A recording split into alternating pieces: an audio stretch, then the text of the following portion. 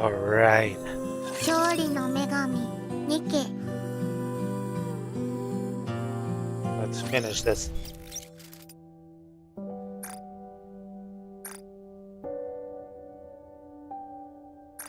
Oh, rock bottom, sorry.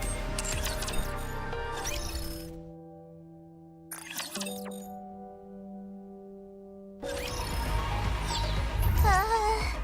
生徒は生徒らしく授業。目標地点に到着した。了解しました。そのまま待機してください。いつまでだ？どうでしょうね。待ち合わせの相手が来るまででしょうか。それなら周辺の探索をしておく。食料は十分な量を支給したはずですが、まさかもう全て食べてしまったのですか？ラプチャーがいないか索敵するだけだ。それは失礼しました。問題がないようならその場で待機している。行き違いになる方が面倒だ。ただ待つだけで時間を無駄にする余裕などない。その間に一体でも敵を減らす方が効率的だ。言い分は理解できるが、今は騒ぎを起こすべき時ではない。戦闘音を聞かれればラプチャーを引き寄せる可能性が。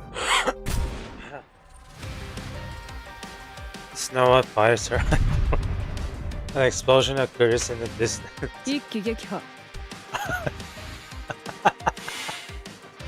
見事な射撃でした。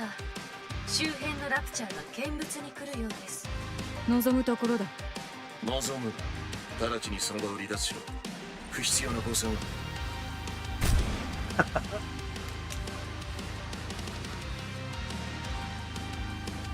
Snow White fires her rifle again. Oh, Johan.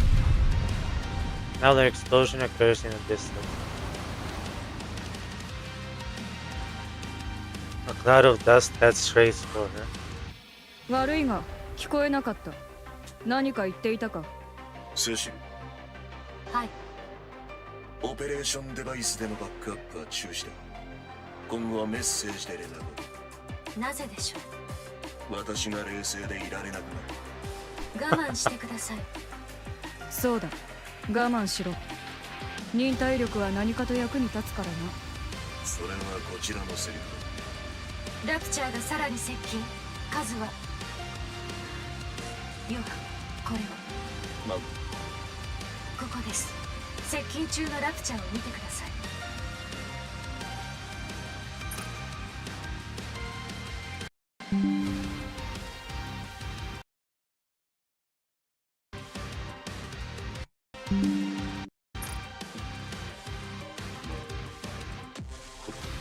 どうした？私にも見せてくれ。お前は直接見ればいい。そうする。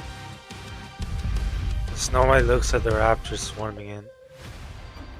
They're no different from the raptors she's always encountered. Assuming Johan and Cecil are just overreacting, Snow White takes aim. She waits until the raptors are within maximum effective range.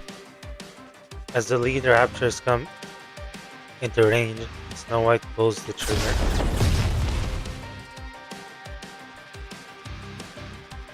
No, she was about to pull the trigger when the frontline raptor explodes into smithereens. 私は攻撃していない。後方からの射撃です。後方から？ラプチャーの群れ同士の後ろ側から攻撃されたということです。なぜだ？わかりません。仲間割れでしょうか。ラプチャーにそんな知性はない。戦闘集団の壊滅を。後方の敵が接近している。得体の知れない相手だ。慎重に光線を。So I fires her rifle yet again. Another explosion erupts. 未知の敵なら先手を撃つに限る。そうか。光線を開始しろ。エンカウンター。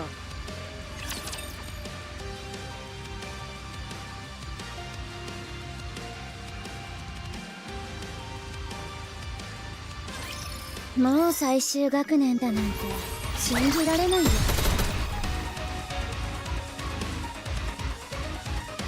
New type.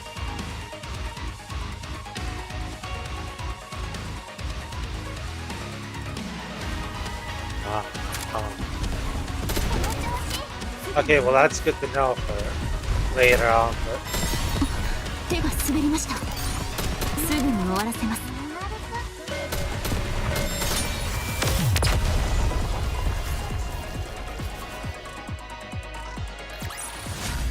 勝ったね、王子様。もう少しだけ一緒に遊ぼう。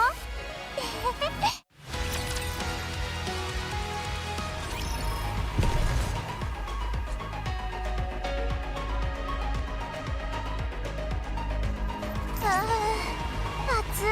早く終わらせましょう。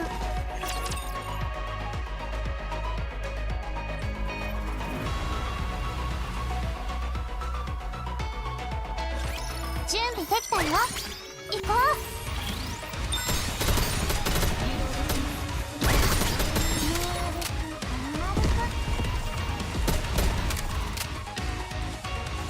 やる気の隙を今日も見せてあげる。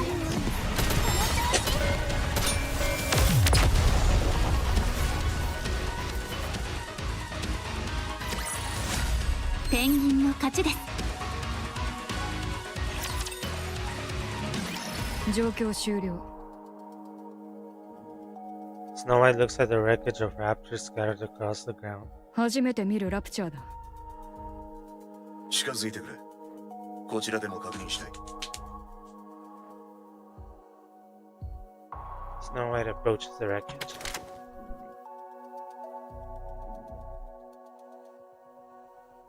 She crouches down and picks up a mangled 食べ component. ないでくださいね。食べる気はない。色から違うな。目立つ色だ。今までのラプチャーは無彩色だった。こいつらは違う。材質の感触に違いはあるか？違うな。ただ硬いだけじゃない。弾力がある。4時の方向の黄色い部品を手で確かめてくれ。 Snow White grabs the part. 大きさこそ当然違いますが、これは。ああ、指だろ。生えている位置は妙だが、形状をからして指に違いない。それ以外に肋骨、歯、足のような部分もある。スノーホワイト、自分の腕を触ってみろ。特に痛みはないが。感触を比較してくれということだ。違いはあるか？ Snow White wraps her arm, then touches the rapture components again. どうだ？同じだ。コアを確認して。見当たらないな。それらしい位置には黒い液体が飛び散っているだけだ。油ではないな。油より重くて粘度が高い。コアが存在しない。だとすれば、動力はどこから？黒い液体のサンプルを持ち帰ってくれ。エレンで成分を分析する。わかった。確保しておく。ナユタの反応を確認。ああ、来たようだな。Nayura approaches riding Mantra. She looks around, こ frowning. れは何の騒ぎでしょう。遅いぞ。もっと迅速に行動しろ。この近くで合流する約束だったはずです。待ちきれなくて戦闘を始めたのですか？ここで騒ぎを起こすことに利はないと思いますが。ラプチャーの方から誘ってきた。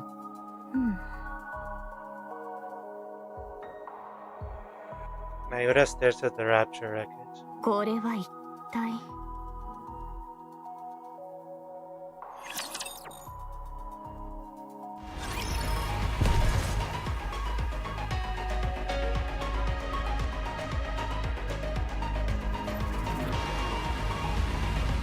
Whoa!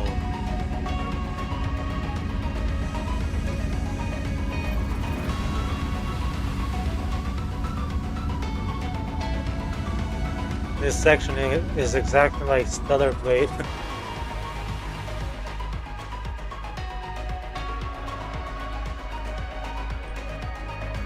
ついていくね、先生。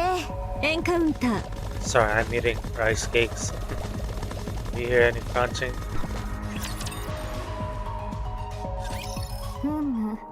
この辺りが良さそうですね。目立たずに様子を伺えます。3人、どういうことだ。他に場所などいくらでもあるだろう。なぜ軌道エレベーター間近を選んだ。あの周辺は最高レベルの危険地帯だ。多少の距離があるとはいえ、そこも安心できるような場所ではない。それは私も承知しております。あまり責めないでいただきたいですね。私が何の理由もなくここへお呼び立てしたとお考えですか。聞いてやろう。クイーン戦の後、私は残った分身を使って気になる地点を偵察させました。分身残っていたのか。そうですね。偵察に使える程度だけですが。そう。ともあれ、分身を使って地上各地の要衝と呼ぶべき場所を探っているのですが、変わった動きがあった場所は見つかりませんでした。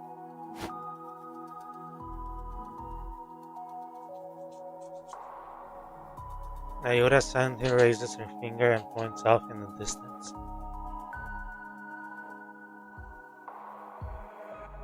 She gestures to a towering structure that seems to pierce the sky. The greatest construct humanity ever created.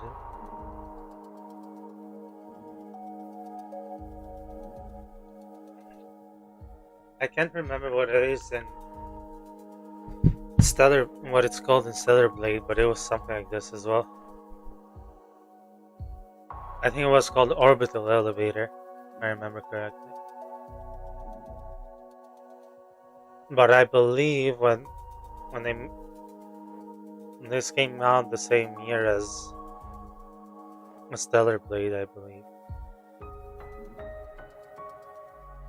Oh no, never mind. The second anniversary came out before Stellar Blade, I think. The lift. ただ一箇所、あの軌道エレベーターを除いて。Orbital Spire, Orbital Spire, 何か変化 Orbital があったの Elevator. か。いかにも。よくご覧ください。照明が点灯しています。もう少し近づけば音も聞こえるでしょう。まさか。その通り、軌道エレベーターが稼働しています。動き出していたのか。ならば合流前に交戦したラプチャーはそこで生産されていたということか。新型ラプチャーのことはもうお気づきのようですね。私も長く気にかかっていました。偵察中かなり目についたものですから。ですがラプチャーはあの先の宇宙ステーションで製造されていたはずで、そのステーションはとうに破壊されている。関係を確かめる必要があると考えました。軌道エレベーターの偵察をしたいということか。ご明察。よし、では行こう。オンに来ます。待て。現状ではスノーホワイトがエデン唯一の戦力だ。リスクの高い偵察には投入させられない。私一人で成し得ないことだからこそこのようなお願いをしているのです。偵察こそ分身向きの任務だろう。すでに数十体の分身を送っています。今のところ情報はありません。妊婦が戻ってきていないので壊滅したわけではないはずですが、好ましい状況でもないことは確かでしょう。そのことも含めて状況把握が必要なのです。あまり思い出しすぎないことです。イザベルはもうおりません。分かっている。細心の注意を払って偵察に当たる。危険を感知次第直ちに撤退しろ。一切承知。肝に銘じておきましょう。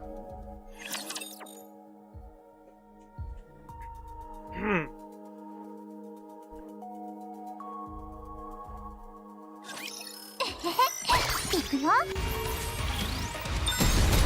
つ水泡を見せてあげる。天気2号サポート。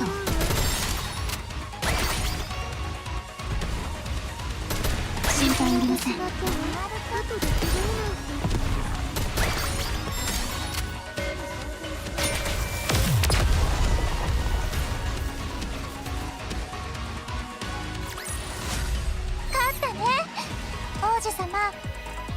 だけ一緒に遊ぼう。 I'm guessing we'll be with the girls here in the surface, and then we'll go back to Dorothy 暑い。 once we finish up here. どうぞこちらへ。早く終わらせましょう。はてさて、もう少し近づきたいところですが、ままならぬものですね。これ以上深入りしては戦闘が避けられなくなります。なぜ避ける必要がある？エデンで受けた強化を疑っているわけではありませんが、いたずらに消耗するべきではありません。お前は細かいことを考えすぎだ。単純な方法が最も有効な場合もある。場合もある。では困りますね。セシル、周辺の敵戦力を確認できますか？圧倒的な数です。数える意味を感じません。交戦は自殺行為です。他に方法がない。この場は撤退しろ。ここで重大な何かが起こっているという事実が確認できただけでも十分な収穫だ。増援の到着を待ち、改めて偵察を行う。それまでクイーンが何もせずにおとなしく待っていると思いますか？何？ナユタ、策を探してください。可能な限り戦闘を回避しつつ最大限の情報収集ができる方法を。セシル、指揮官は私だ。勝手な指示を出すな。怯えて安全な道ばかり選んでいては何もできなくなりますよ、ヨハン。今のような状況ではなおさらです。クイーンが何をしているかが分かっていないのです。ここで引き下がるわけには。これは通知が。セシル、聞こえていますか？エブラリュチ濃度低い。Oh. 2人よく聞いて。そちら突き止め帰還。そちらの状況を突き止めて帰還してください。聞こえますか？ The line goes 通信が static. 完全に切れたな。装置は問題ない。エブラ粒子の濃度でもなさそうだ。妙なことが起きたものですね。エデンの通信に障害など。それにしても何でもいいから突き止めて帰れとは随分と厳しいお言葉ですね。行くぞ。手薄そうな場所を探す。動かなければ得られるものもないからな。わかりました。後に続きます。あらあら、追い詰められると知能が低下するというのは事実だったようですね。軽々しく近づくのはやめるべきです。死んでしまいますよ。出ましたか、ミラ。また会ったわね。それにお付きの方も。誰だ？スノーホワイト、ゴッテス部隊の末っ子、フェアリーテールモデルナンバー4、地平線の白き死神。ここでお会いできるなんて光栄ですね。誰だ？はじめまして。私はミラー。ナユタとは古くからのお友達です。ナユタに友達などいるはずがない。何者だ？あら、よくわかっていますね。Snow White reaches out toward Mirror. Her hand passes straight through her. The point of contact crackles with 立 static. 体映像か。え、通信妨害しているのも貴様だな。はい、その通りです。見られるといいことがありませんから。お前は何だ？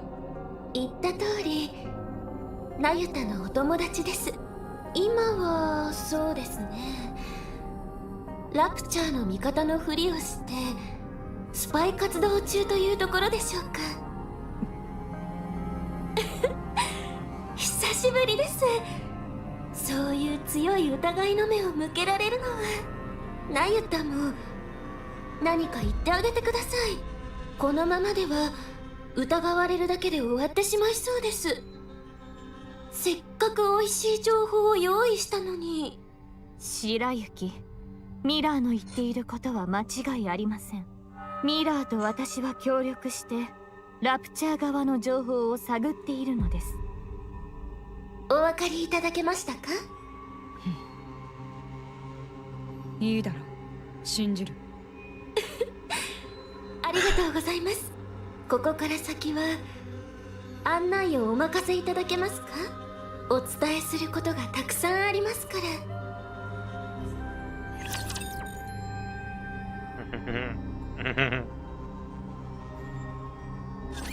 一緒だから大丈夫。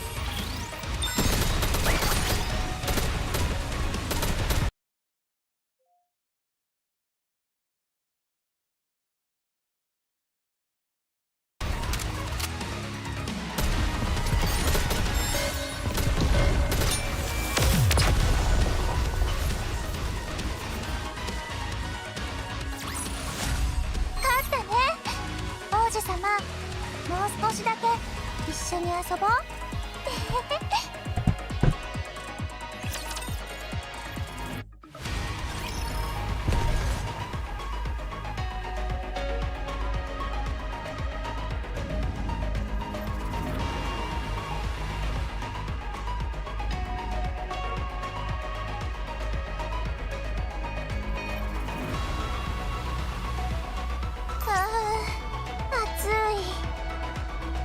生徒は生徒らしく授業に集中。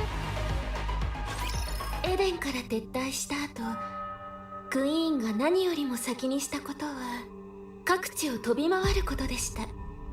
ストームブリンガーに乗って世界を巡る姿はまるで伝説の勇者のようで堂々としていましたね。いつまで続けるつもりかと見守っていたところ、突然軌道エレベーターに降り立ち、そこから動かなくなりました。それ以来崩壊した内部構造の改造を進めています。ラプチャーの製造施設にしているようです。工場に改造したということですか？ええ、驚異的な速度で、もともと人類の英知が詰め込まれた建造物でしたから、素材には困らなかったのでしょう。瞬く間に改造が進み、続々とラプチャーの製造が始まりました。その材料はどこからでしょう？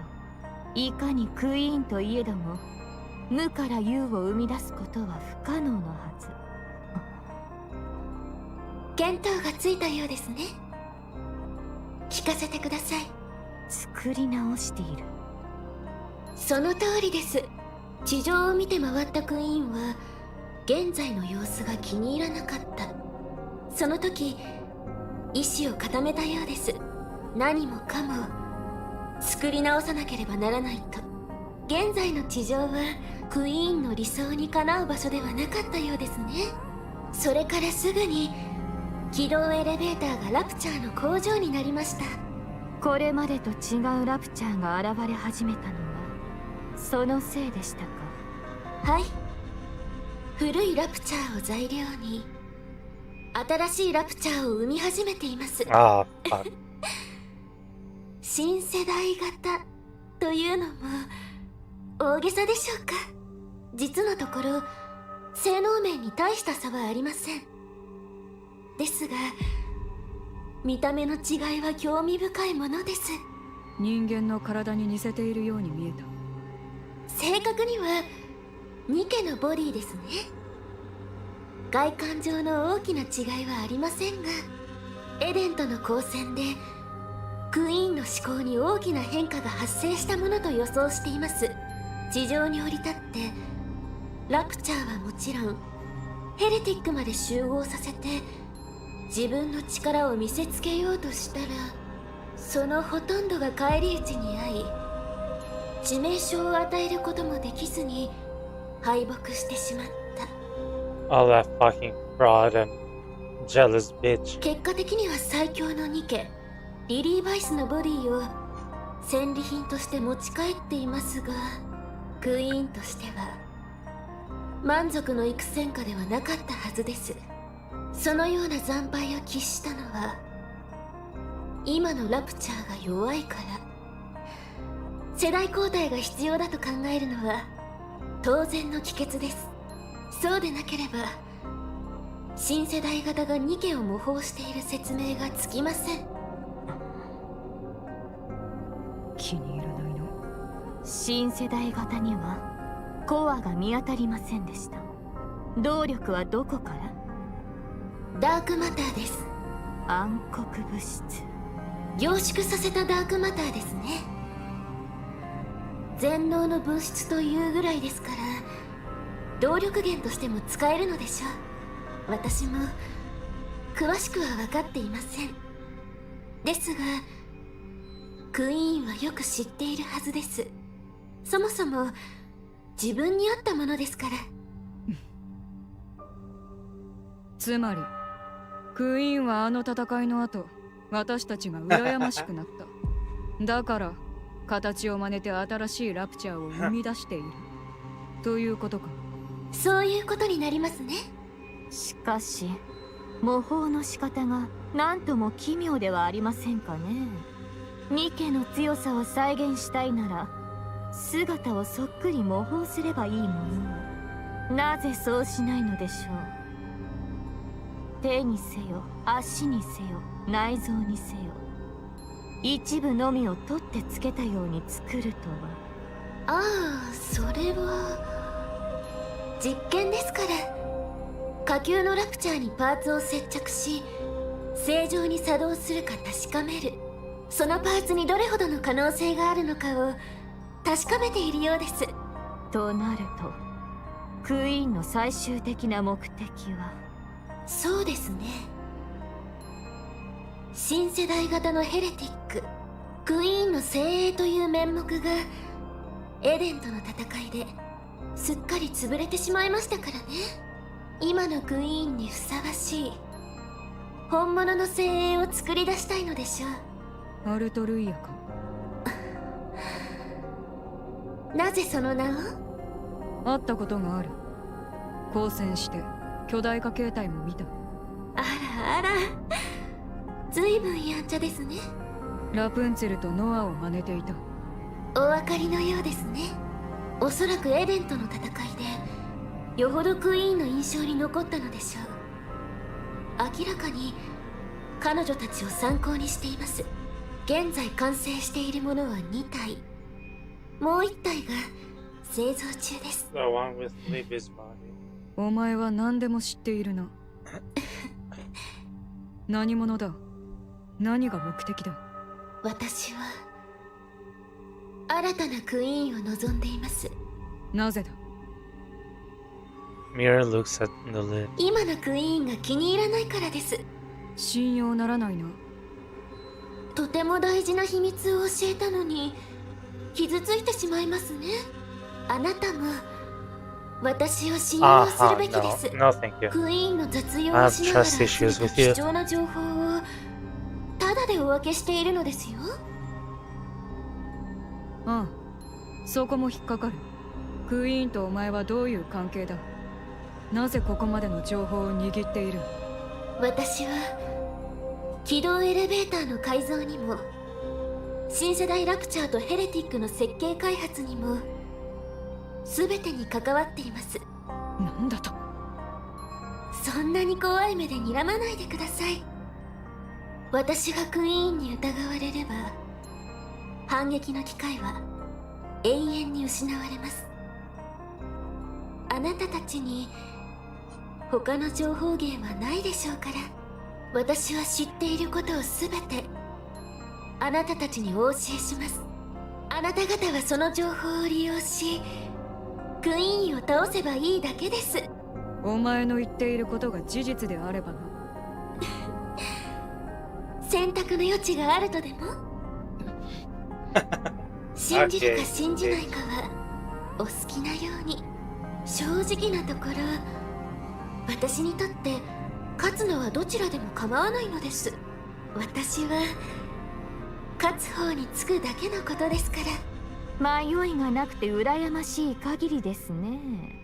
さあ先へ進みましょう。何度も来られる場所ではありませんよ。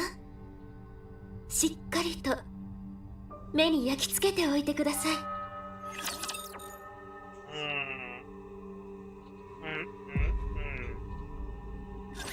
ペンギン隊行きますよ。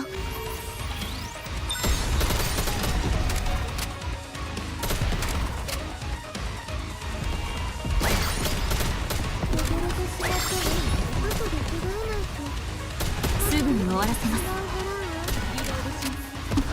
手が滑りました。天気の2号サポート。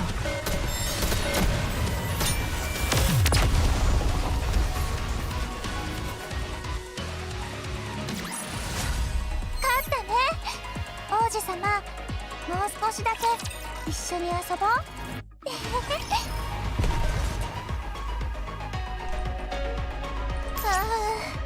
暑い。 God damn, these 授 are 業を disturbing. 始めましょう。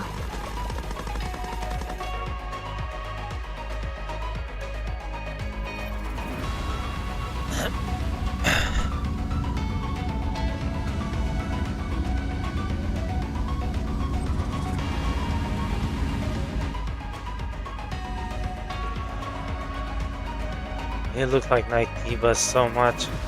生徒は生徒らしく授業に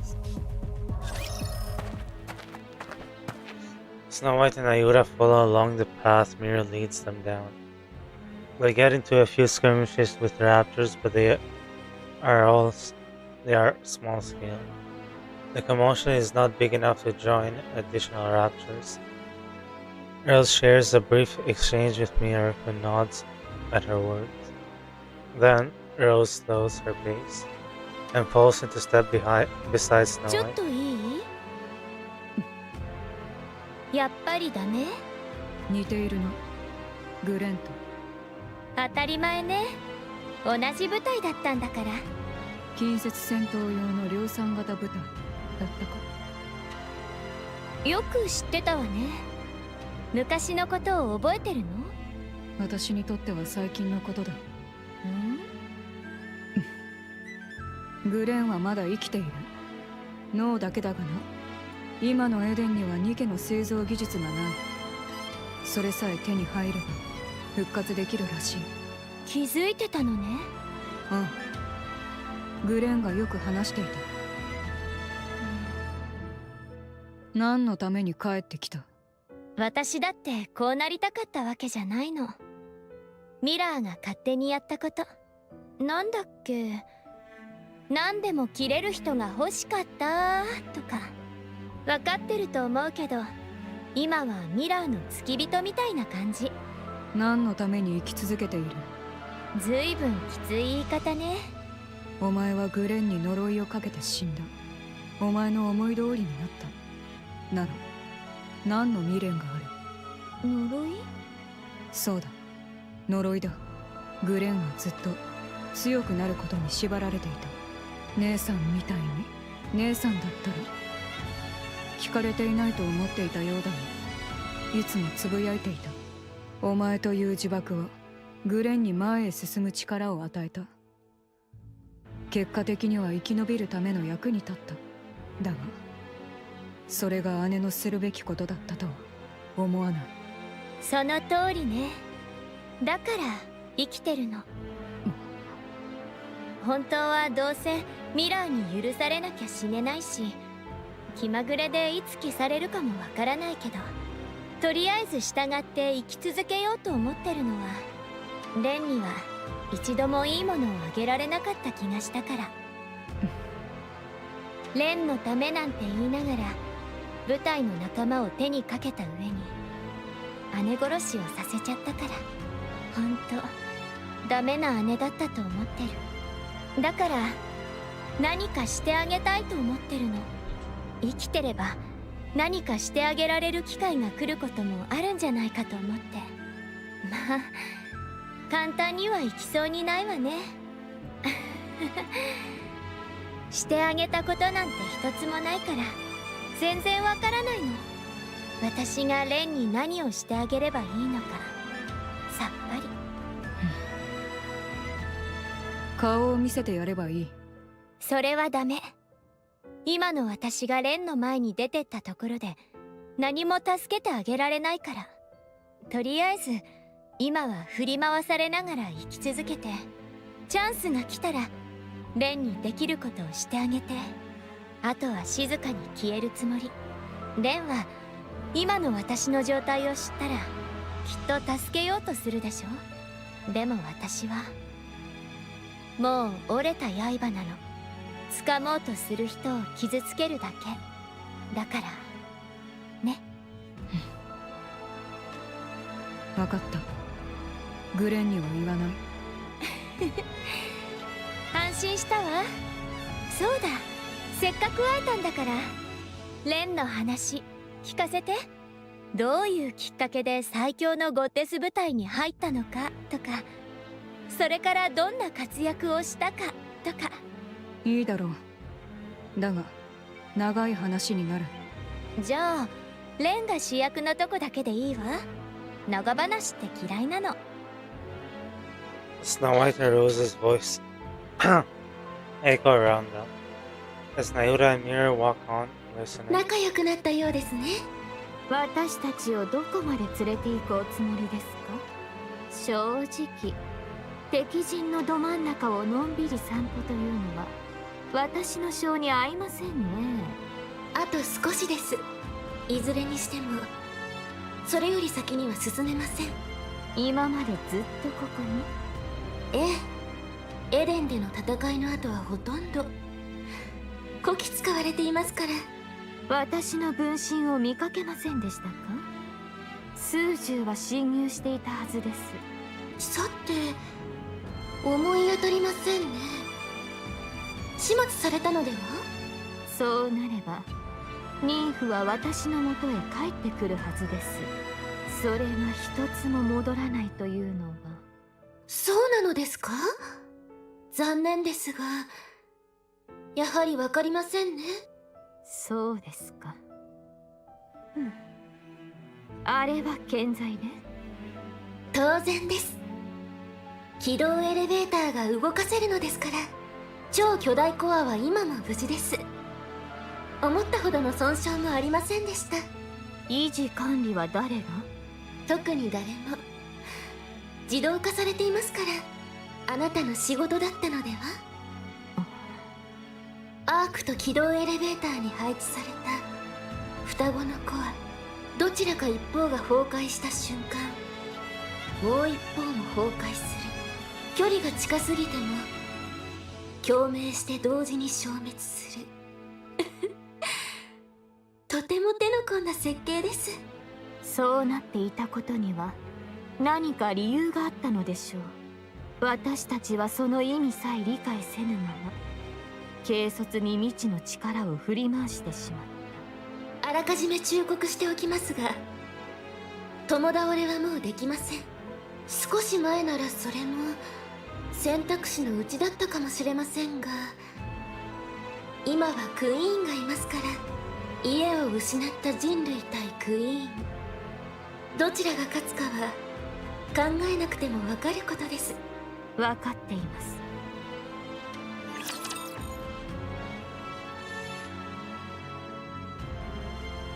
So why is the ペンギン隊行きますよ。 arc core only working at 20% now? 手が滑りました。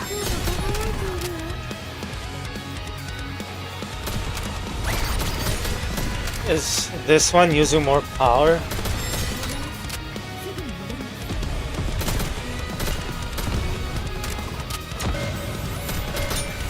Ah.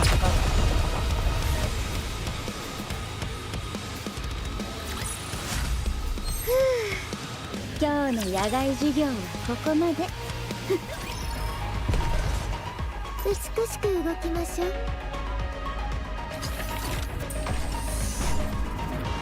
どうぞこちらへ。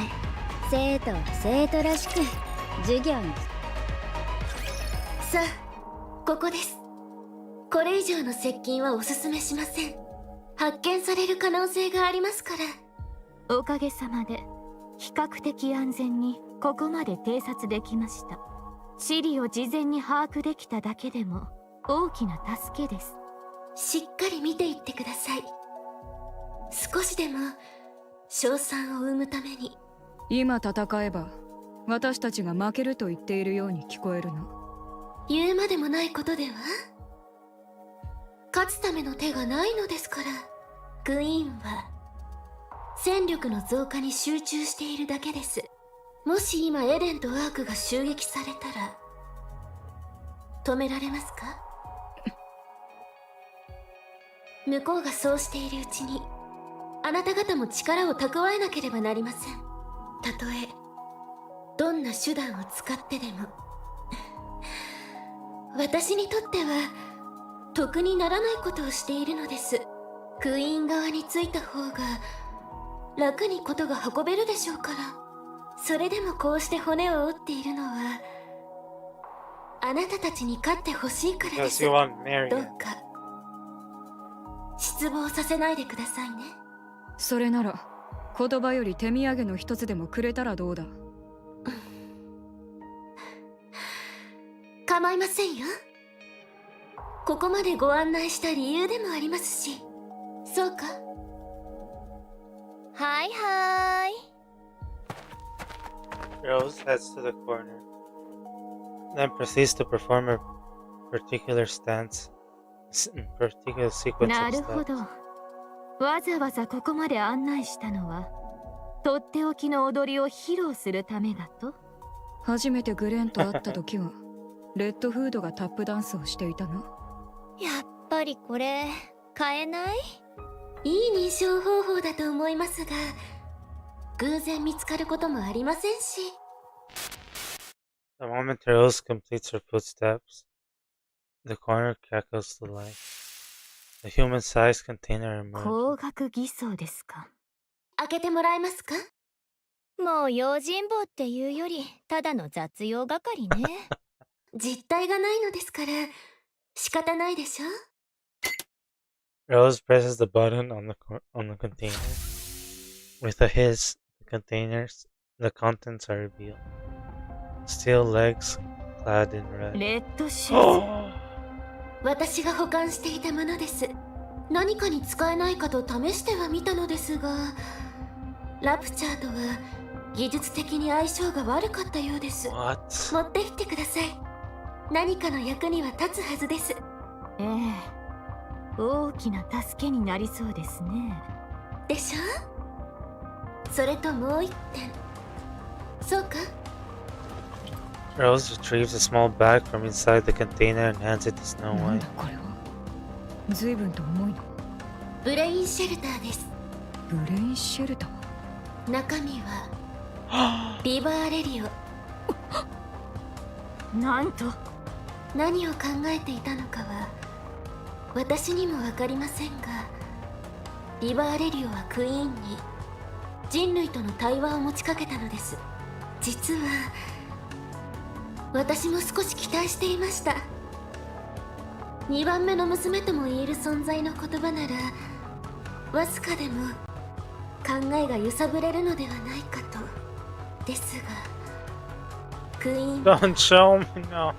本当の怪物だったようです。リバーレリオの言葉は全く届きませんでした。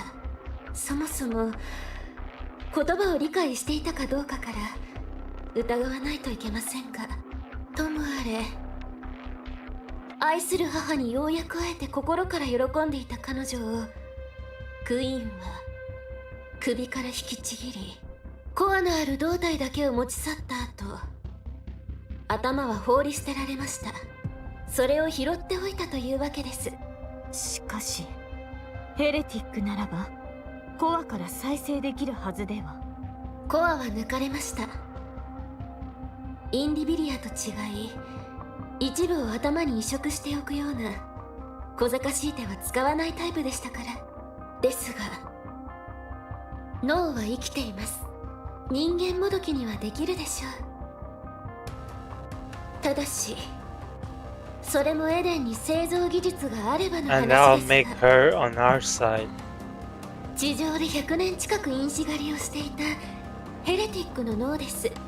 豊富な実践経験とデータが収まっているでしょう。私の最高傑作の一つでもありました。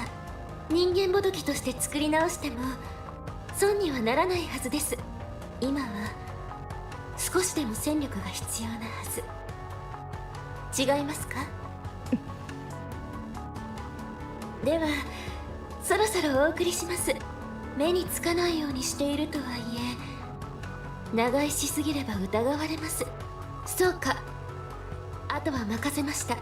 私があまり留守にしていると怪しまれてしまいますから。はーい。まさに鬼の犬間にというタイミングでしたね。クイーンは不在だということですか？ええ、新世代のラプチャーがダークマターを利用していることはお話ししましたね。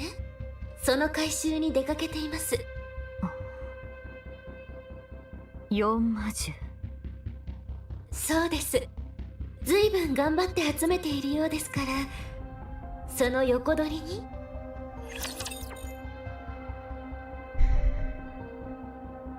Oh, you're gonna get your ass whooped. 行くよ。心配いりません。天気の喉サポート。波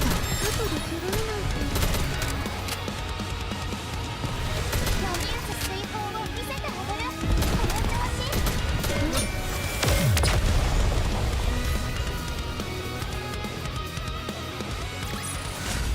勝ったね、王子様。もう少しだけ一緒に遊ぼう。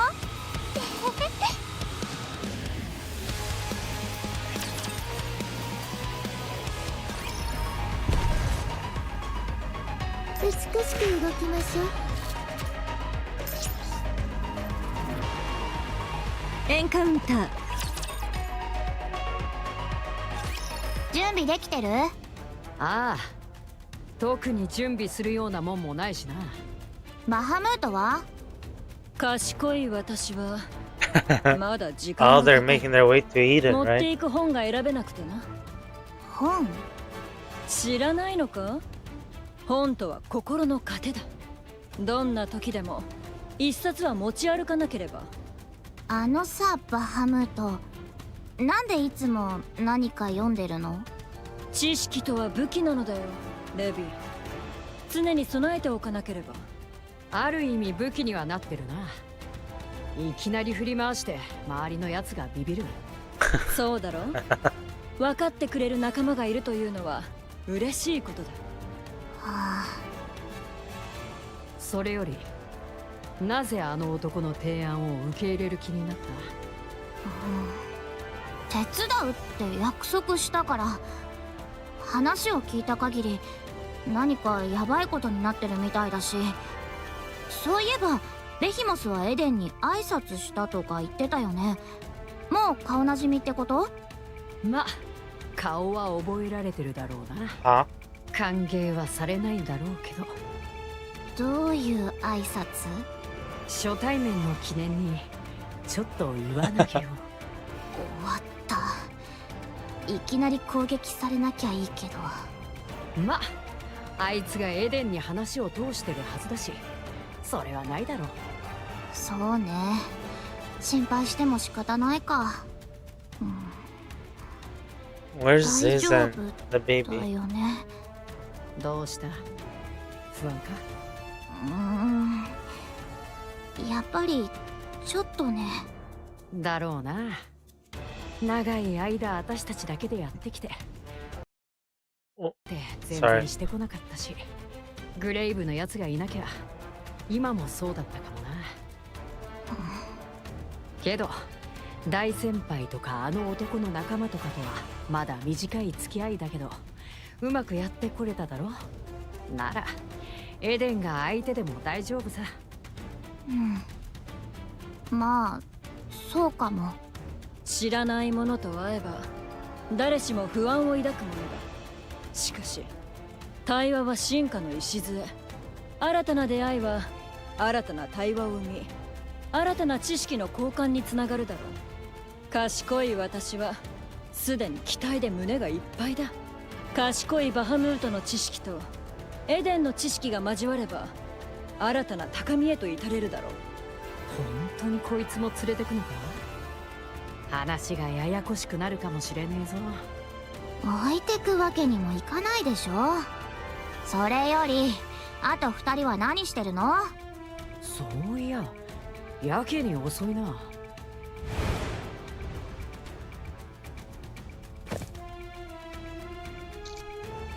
Ziz lands from the air. Oh, the girl hanging from Ziz's neck climbs down to the ground. 楽しい。Oh, 新しい場所って楽しいでしょ？うん、楽しい。明日も新しいところ？確か明日は私の番だったな。誰も行ったことのない場所に連れてってやるか。やったー。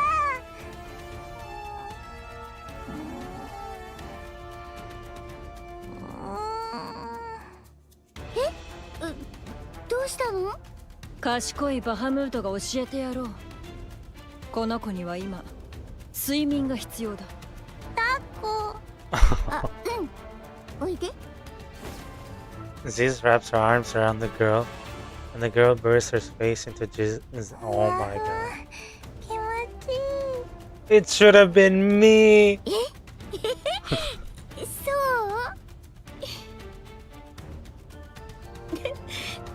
うどうしよう。なんか涙が出そう。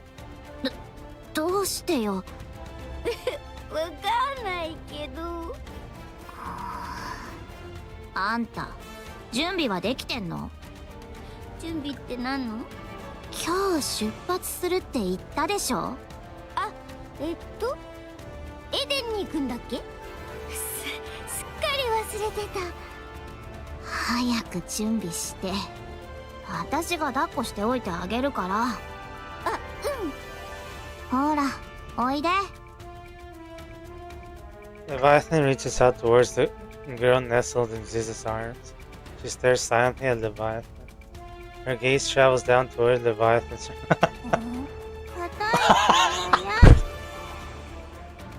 I knew it. こんなガキ。ほらほら、こっちだ。私が抱っこしてやるよ。The girl stands into Behemoth's arms, tucks her head, and nuzzles again. うんうん。ふわふわで気持ちいいな。The girl turns her head and looks at Leviathan. パチパチ。なんなの本当？レビー。何？ Bahamut looks at Leviathan, then nods silently. わかるみたいな顔するんじゃない。ああ、イライラする。レビー？もう今度は何？準備できたんだけど。行きましょう。女王様、もう寝ちまってるぞ。起こさないように行きましょう。もし起きたら交代で巨大化して乗せてあげるしかないわね。そうしないと大騒ぎするし。うん、わかった。なんかそれって交代で運転しながら旅行するみたいで楽しそう。家族旅行ってやつだな。そうね。The four beasts walk on. Leviathan glances back. The White Ark, once a ritual space built for the creation of the Queen, a place that has since become their home. It was wrecked by Liberalia, but even the process of restoring it was enjoyable. For some reason, Leviathan feels a twist of regret, a twinge of また帰ってくればいい。 Aww. 私たちの家なんだからさ。うん、そうだね。The four beasts continue onward. After walking for a long time, they stop. Before them stands the thing. It looks at them with a smile. 誰？あれ。人間もどきか。それにしちゃなんか雰囲気が。 The thing closes the distance in an instant. Her gaze locks onto the girl in Behemoth's arm. Behemoth reflexively turns and shields the girl.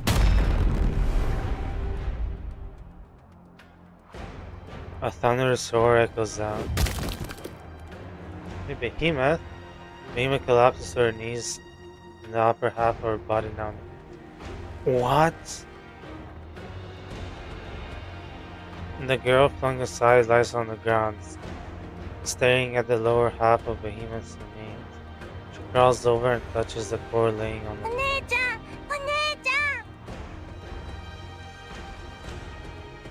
The thing looks down at the girl and raises her foot. A fire ignites in the eyes of Leviathan, Ziz, and Bahamut. やめて何なのよあんた 殺してやろう。 Black light bursts forth, staining the white heart. Oh, poor Behemoth, dude. 一緒だから大丈夫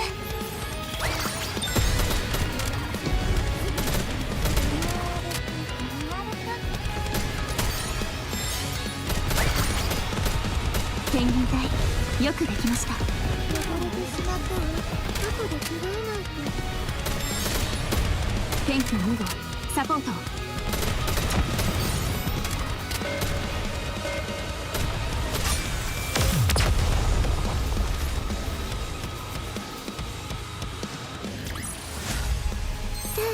残りのバカンスを楽しみましょう王子様どうぞこちらへ生徒は生徒らしく授業に Come on, only one. お姉ちゃんお姉ち Ziz does not move. Her wings have been completely torn apart. ゃんお姉ちゃんお姉ちゃん Oh, Mahamut is motionless. Half of her upper body has お姉 vanished. ちゃんお姉ちゃん Leviathan's body is grotesquely contorted in several places. She withers in agony. お姉ちゃん苦しいの逃げて戦わないで逃げて The thing steadies her breathing. She shakes off the dark matter clinging to her body. Her gaze sweeps across the poor beast scattered on the ground and settles on the girl standing in the midst. お前悪い人 The ground beneath the girl begins to turn black and continues to spread wider and wider. As the Leviathan sinks into the blackness, she desperately shouts. 戦っちゃダメ逃げ The four beasts sink into the blackness created by the girl. Gigantic wings unfurl and drill shafts and pincers rise from the ground. The thing charges forward. A massive arm surges from the ground and latches onto the thing's legs. Come on, only one. Beat this fraud. She tries to shake them off but cannot, for their strength is tremendous. The girl's pincers strike furiously at the immobilized thing.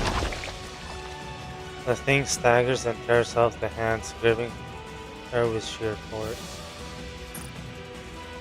How much has the queen's power multiplied because she has her Lily Wise's body and she was the queen?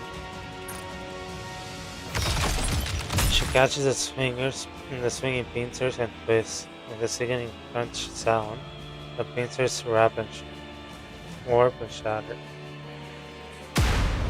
The thing dives her fist into the girl's torso. Part of the girl's upper body disappears with a thunderous boom, and it regenerates almost instantly. A massive pillar is assembled.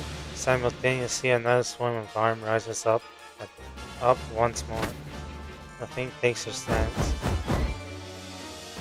The girl lashes out with her pillar and arms. With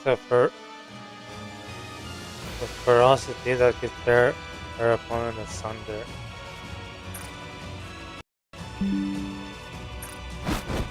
Meanwhile, the thing wildly throws her fist, intent on pulverizing anything in its path. The girl's dark matter and the thing's face collide over and over.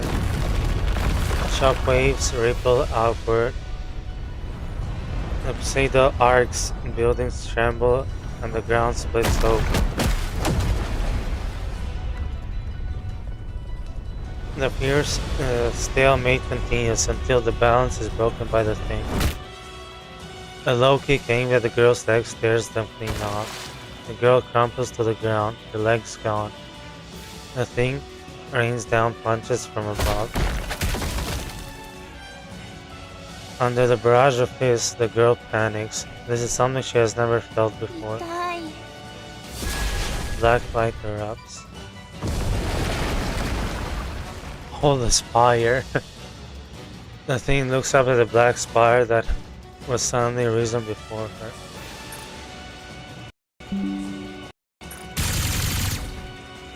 Beams of light pour down from the spire, and black thorns rain down like a storm. The thing swiftly evades the projectiles, but it's useless. There are simply too many of them. A beam catches her in the torso and sends her staggering. The attacks that had been spreading in all directions now concentrate solely on the thing. For the first time since inhabiting this body. Oh, are you hurt now, fraud? The thing adopts a defensive stance.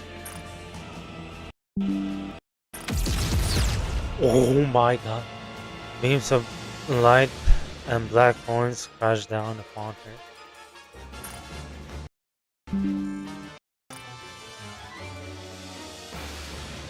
After raining down attacks for a long while, the girl looks downward. The thing is on one knee, staring up at her.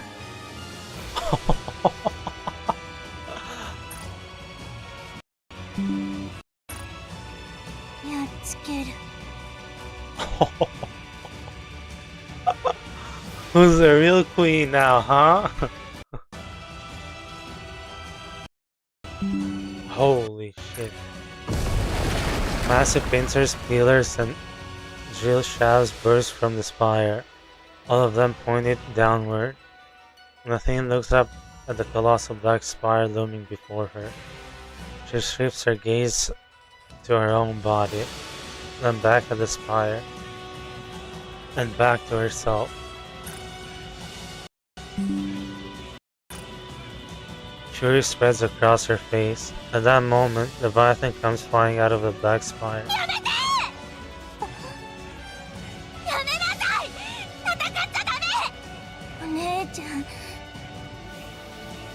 The girl points at the thing.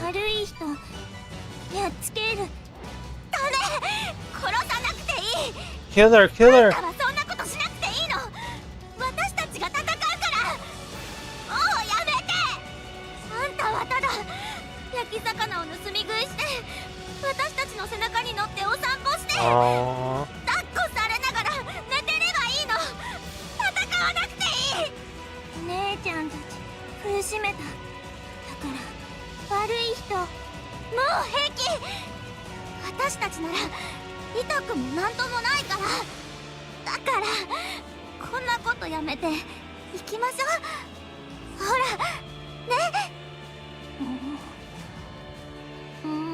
Aww. The black spire disappears and the four beasts are left floating in midair. Ziz's wings spread wide. She carries everyone and quickly takes flight. The thing watches them go with fury etched across her face. Oh, I hate you. 巨大化までしたのに。何だったんだあれは。人間もどきではないのか。見た目はどう考えてもそのはずだけどな。桁外れの強さだった。それってどういうことかな。賢いバハムートにもわからないことはある。お姉ちゃんお姉ちゃん。よしよし。私たちを助けてくれたんだろ。ありがとな。悪い人お仕置きしたもう二度とやっちゃダメよ。やめていやもうどんどん言うこと聞かなくなってきてる。姉ちゃんたち苦しめる人みんなやっつける。お姉ちゃんたち怪我するの嫌、苦しむの嫌それでも戦っちゃダメ。お願いだから分かった？わかんない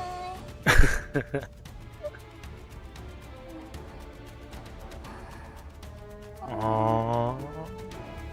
BB. The girl had fallen asleep in Leviathan's arms. Leviathan looks down at her with a troubled expression. ねえ、レビー。何？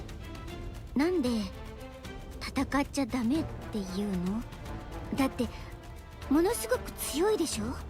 さっきだって勝てたかもしれないし。分かってる。強かった。信じられないくらい。じゃあどうして？我が子を戦争に出して喜ぶ親などいるものか。それはそうかもしれないけど、でも戦わないと解決しないことだって私たちにはいっぱいあるし、最低でも自分の身を守るためぐらいなら。レビー、考えてることを聞かせてくれよ。この子が強いのは分かってる。それも桁違いに力ずくで、ほとんどどんな問題でも解決できるくらい。欲しいと思ったら何でも自分で手に入れられる。多分どんなものでも感情を抑える必要だってないでしょ。力ずくで何でも押し通せるんだから。でもダメなの。そうさせちゃ欲しいものができるたびに力ずくで手に入れるなんてことずっと続けさせたら、きっといつか本物の怪物になっちゃうから。それじゃダメだって言いたいんだな。どうしてこいつを化け物にしたくねえんだ。力を正しいことだけに使わせるってセイレーンと約束したからか。それもあるけど、救っちゃったのは私たちだから。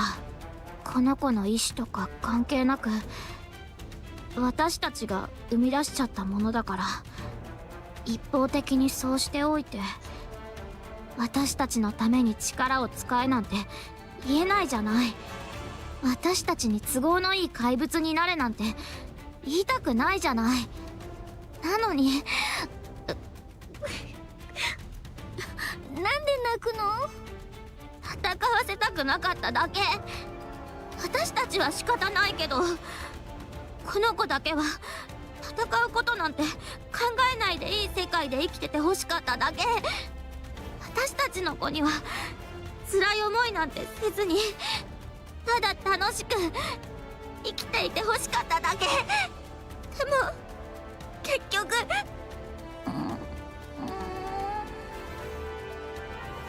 The girl wakes up.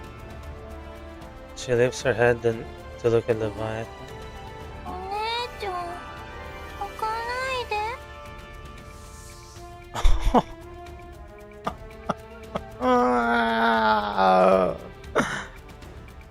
She reaches out and wipes Leviathan's tears. そういうことされるから余計に涙が出ちゃうの。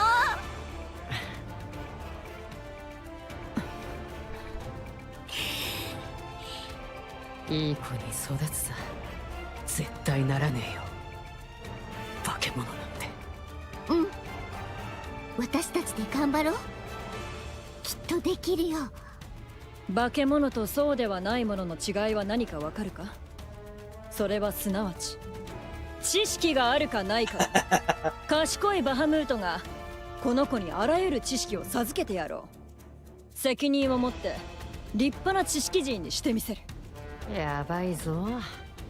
ダメそうな気がしてきた。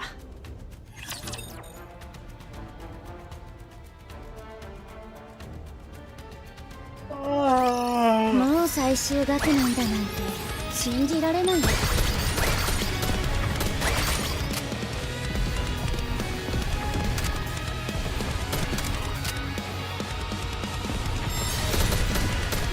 てしまったわ。後で着替えないと。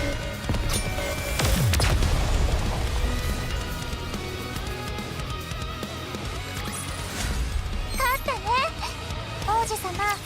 もう少しだけ一緒に遊ぼう。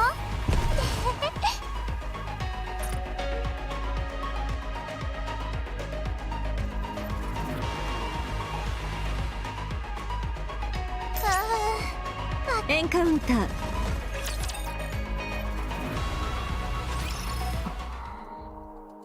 ずいぶん思い詰めた顔ね。ええ、まあ少し。ミラーの思い通りになってるから。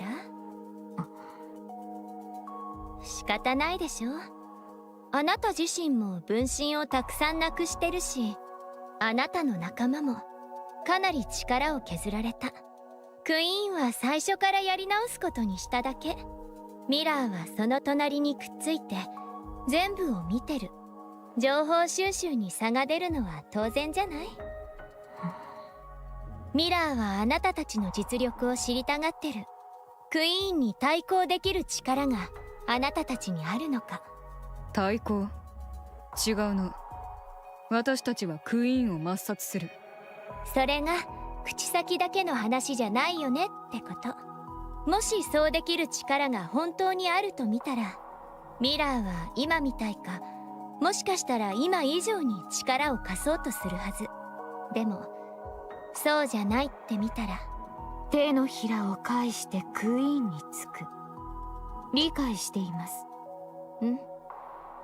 だから失望させないようにして。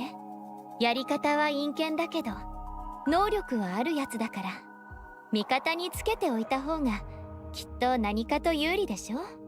今日は随分とお声が聞けるようですね。心配しないで。私に見送りさせたのも多分このためだから。そういう趣味らしいの。自分の考えを誰かに代わりに言わせるのが好きみたい。黒幕的な存在になりたいっていうのかしら。ほんと悪趣味でしょ。そこは同意しかできませんね。なゆた。私ですか？何か？ミラーとお前の関係を説明してくれ。私たちを助けると言っていたが、あれはほとんどラプチャーの頭脳役だ。リバーレリューを作ったとも言っていた。かなり昔から活動していたに違いない。つまり人類を相当殺したはずだ。なぜお前はそんなものと協力している？難しい質問ですね。適当に答えれば見逃してもらえますか？ああ、嘘でも信じよう。もっと難しくなりましたね。事情は単純です。クイーンを打ち倒す方法を求めて、私の分身が地上を探し回っていた時、ミラーの方から接触してきたのです。近くにいたラプチャーをけしかけてきて、侵食作用のある針を刺されました。何？幸い私は妊婦の扱いには人より長けていました。わずかの侵食であれば汚染された妊婦のみを切り捨てることで対処できます。大量の情報と引き換えになるという問題はありますが、完全な汚染は避けられますから、その様子を見ていたミラーに取引を持ちかけられました。無数の分身や侵食を治療する力を見て、侮りがたい存在だと思われたのでしょうね。彼女から持ちかけられた話は、協力してクイーンを倒そうというものでした。私は知っていました。ミラーがどのような存在か、人類にとっていかに危険な存在か、人類にどれだけの苦難をもたらしたか、よく理解していました。その上で手を組むと決めました。なぜだ？彼女の持つ情報がそれほど貴重なものだからです。いくら無数の分身があると言ってもラプチャーの内部事情まで探ることなどできません。協力の甲斐あって知れるはずもなかったことを知ることができました。その選択に罪の意識がなかったかと問われればまた別の話になりますね。いずれにせよ私は勝つために手段は選ばぬ覚悟でしたから、それがたとえどんな手であろうと手段は選べと抗議されるかと思いましたが、お静かですね。それでお前は平気なのか？分かった。それならお前の選択を尊重する。かたじけない。はい、到着。ここから地下トンネルを通っていけば脱出できるはずよ。気をつけて帰って。あともしレンの目が覚めても私のことは絶対に教えないでね。当分先のことになりそうですが覚えておきましょう。お二人とも一刻も早く脱出してください。エゴビスタに嗅ぎつけられ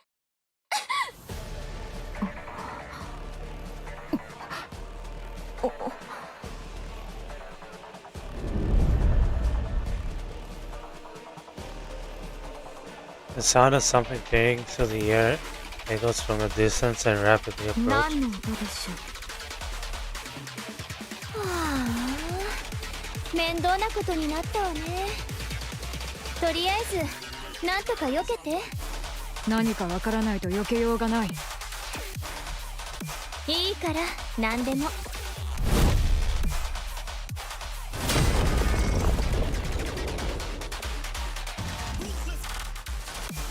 Something enormous slams down. The ground splits and nearby buildings collapse.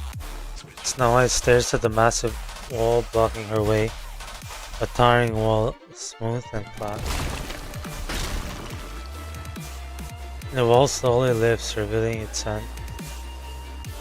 It tapers gradually to a 剣 point. か。剣、武器ですか？これが。The gigantic sword swings again. This time it comes down aimed directly at Snow White. Seven dwarves unleashes fire. An explosion hits the descending blade, knocking it off course. Snow White quickly takes to higher ground. Beyond the dust cloud, the vague silhouette of a giant approaches あの slowly. 距離から斬撃を。Snow White stands ready with seven dwarves, waiting for the dust to clear. As the dust thins, the giant silhouette appears. A wide-brimmed hat, a single sword, wings on her back. Oh, Haran, or Isabel. So, is it like a thing between Scarlet and probably around or Isabel? Shit. Snow White stares vacantly at the form, an unmistakable imitation of someone, and just like Alturia, this doppelganger before her provokes a great sense of rage in her. Yeah, Isabel.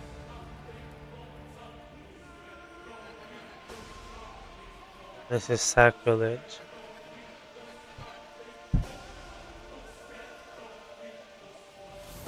The desecration of her comrades who risked their lives in battle. Snow White's eyes blaze as she clenches her teeth. Without any further hesitation, she unleashes her 覚 attack. 悟するがいい。すべて消してやる。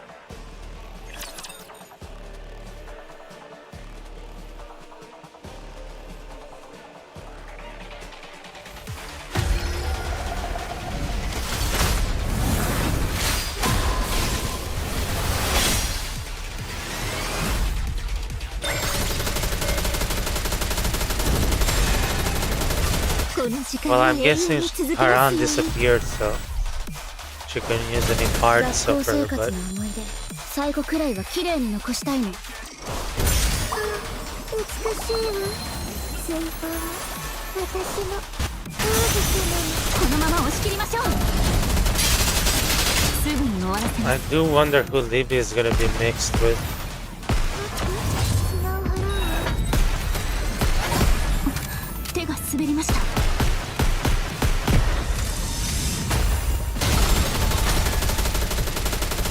このうまく着替えられな。見ないでください。こ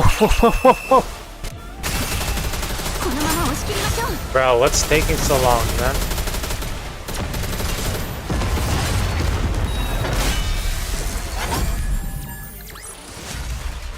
Okay, hold on, I need to go to the bathroom. もう少しだけ一緒に遊ぼう。 Time.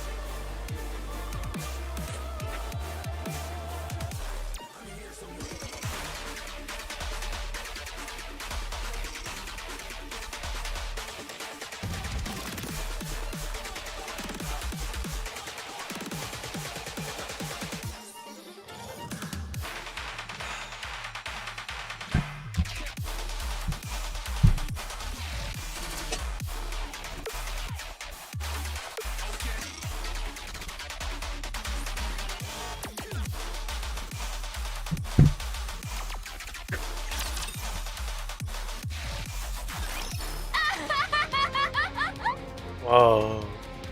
Her design's actually cool.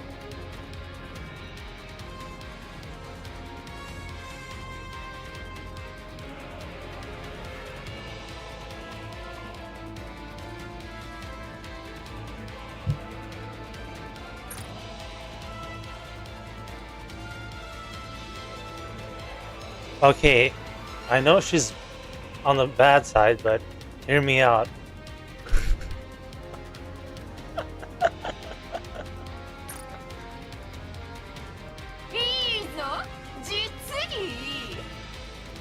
これほど肌のひりつく戦いは生まれて初めて。まあ拙者はまだ生まれたばかりだがな。Oh, ha ha ha ha ha. 不愉快だ。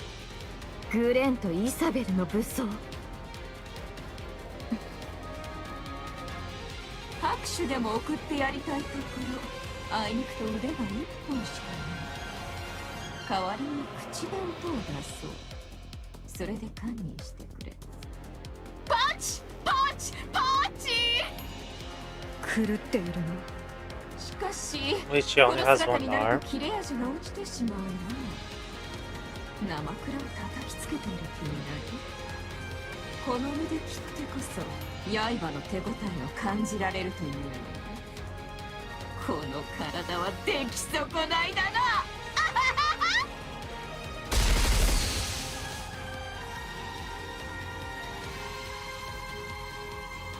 Snow White fires a barrage of missiles.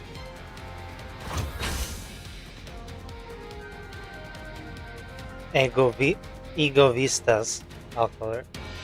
Arm detaches. The sword it's holding lashes out like a whip. With precise cuts, it slices through the incoming missiles before they can even explode. The sword then swings towards Snow White's head. Snow White tilts her head slightly, evading the strike. おっと失礼。爆弾だけを落とすつもり。だが工場を遮って仕掛けてきたお前にも落ち度はあろうな。武士道に外れる行いだ。信じられませんね。どう見ても狙っていたようですね。いやいや、間違いだったと言ったであろう。Ego Vista vanishes and lands between Nayura and Snow White. 食い打ちは増えてないだろう。 The sword swings wildly. Nayura and Snow White both block and evade, but are grazed and sliced. なんと Precisely refined close quarters combat. Come on, Rose! Neither Snow nor Nayura have experience against a sword-wielding opponent. They couldn't have. Against Raptors, gunfights are the standard. Some Raptors do engage in close combat, but their attacks are nothing more than straightforward physical aggression. But Ego Vista plays mind games. She targets blind spots and vital points. Nayura knows self-defense, but not at a level to face a master like this. Against the monster of the blade, neither can mount a single counterattack. Come on, Rose. Sword meets sword. Ah, there we go! Rose blocks Ego Vista's strike. ああ、何かと思えば未来を操る人間か。これは一体どういう条件だ？さあ、剣の使い手なんて久しぶりに見たから血がたぎったのかもね。血など流れてもいないであろう。たわけたことを申すな。そう？人間の真似はお互い様でしょ。Their blades clash. From a distance, Mira watches. いけませんね。ここまで一方的に押されるなんて。いくら戦力が半減していると言っても、新世代のヘレティック一体にこんな苦戦をするようでは、アルトルイヤの撤退も妙な要因が絡んだだけのようですし、新世代ラプチャーの性能は向上を続けていますし、クイーンもすぐにダークマターを持ち帰ってくるでしょうし、この程度の力では足止めにもなりません。エデンは壊滅したばかりですし、アークが動く気配もない。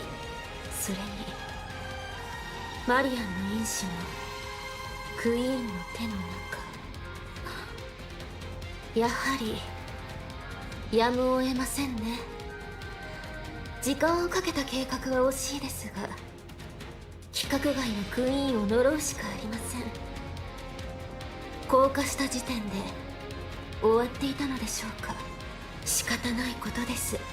他に方法がないのですから。ああ、でもやはりもったいない。手放したくありませんね。マリアンもアークも未練が残ってしまいます。今までどれだけの労力をかけてきたか。クイーンが新しいボディを手に入れてしまったことが誤算でした。あれさえなければ今頃手が届いていたはず。まあ時間はいくらでもあります。いずれ来る。次の機会を待ちましょう。 With a quiet crackle of static, mirror vanishes. What are you gonna do? Reels and Egovista's blades clash in a flurry of exchanges. They are eventually matched, but one side begins to falter. The difference in physical specs is overwhelming, but the difference in swordsmanship is overwhelming enough to cancel it out. Rose drives Egovista back. 信じられぬ。 Because she's just 武 better 士道 than とか you. 言ってた？実力がついてなきゃ虚しいだけよ。小ザクは抜け殻が。 Egovista swings her blade in desperation. Her movements are wide and sweeping, the kind that happens when emotions take over the body. Rose ducks and raises her blade.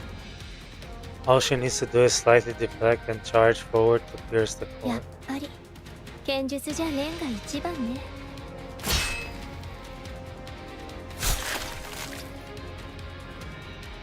Egovista's blade drives deep into Rose's upper body. Rose collapses. Huh? 惜しかった。剣が古すぎたか受けきれずにへし折れてしまった。こんな決着につけようで拙者の国の一部。 Snow White levels her gun at the stunned Egovista. She glances toward Nayura to call for backup, but sees her staring into the distance, her face frozen in horror. なんたること。やはり下道と手を組むべきではなかった。 Snow White follows Nayura's gaze. Dozens of glowing red orbs of light hurl towards Nayura. マントラ。 A thunderous roar echoes in the distance, sending vibrations rippling through the air. The sound slowly draws Nayuta. closer. どういうことだ。マントラに乗って逃げてください。一刻も早く。ナユタ。私の分身が死ねばニンフは私の元へ戻ります。行方の途絶えていた分身が全てたった今始末されました。侵食された状態で。ならあの光は。侵食とはニンフの汚染。あの光は汚染された私のニンフです。避けることはできません。それではお前が。構わず早く行ってください。 Mantra crashes through the wall. Snow White hesitates. She locks eyes with ご Nayura. 心配なく。奥の手はいくつもあります。わかった。 Snow White mounts Mantra. The beast gallops off. Snow White's gaze turns to the fallen rose. Egovista stares at the ground as if dejected. While Mantra gallops on, Snow White bends down and lifts the battered rose. With Snow White and Rose aboard, Mantra leaves the area in an instant. Nayura watches the ominous red light converging on her. ミラあなたの思い通りにはさせません。Nayuta presses her palms together, light bursts from her たと body. えこの身をここで失うとしても後を継ぐ分身はいくらでも。 Yovisa's blade smashes into Nayura's face, sending her tumbling across the ground. Nayura's vision swims as she is struck by the flat of the sword. 自爆なんて面白くありませんね。ずっと昔からあなたのことが欲しかったんです。操り人形としてあなた以上の素材なんてありませんから。ついでに教えておきますね。分身を捕まえていたのは私です。こんなことになるんじゃないかと思っていました。直接侵食を注入しても治療できるのは知っていましたから。ですがあれはたっぷりと侵食させてあります。さすがのあなたでも耐えられないでしょ。けどそんな目で見ないでください。私は本気であなたたちを信じて協力していたのですから。こうなったのはあなたたちに失望させられたからです。あの時の気持ちは本物でした。貴様絶対に。本当に残念です。ですが私も勝つためなら手段は選ばないので。 The red light enters Nayura's body. She struggles, but goes still after a moment. A short time passes. The red-eyed monk rises 気 to her 分はどうですか。やはり侵食を使うと操り人形としては面白くなりませんね。まあ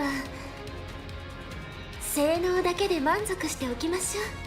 とりあえずあなたの分身をすべてここに呼び寄せてもらえますか。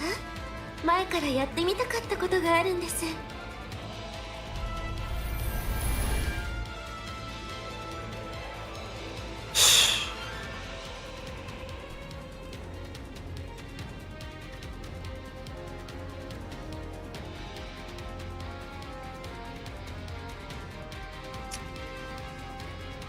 Oh, this game is pissing me off right now.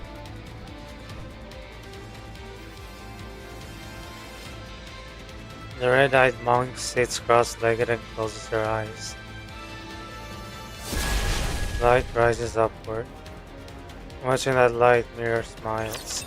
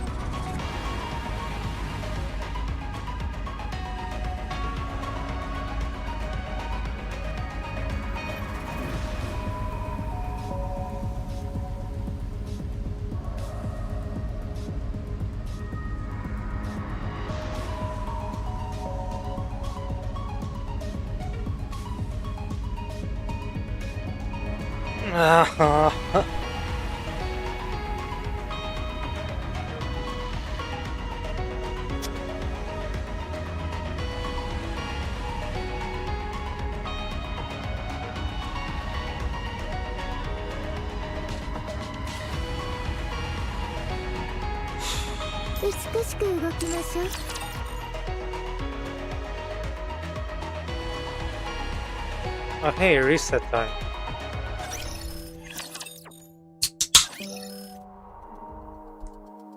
A few days later in Eden.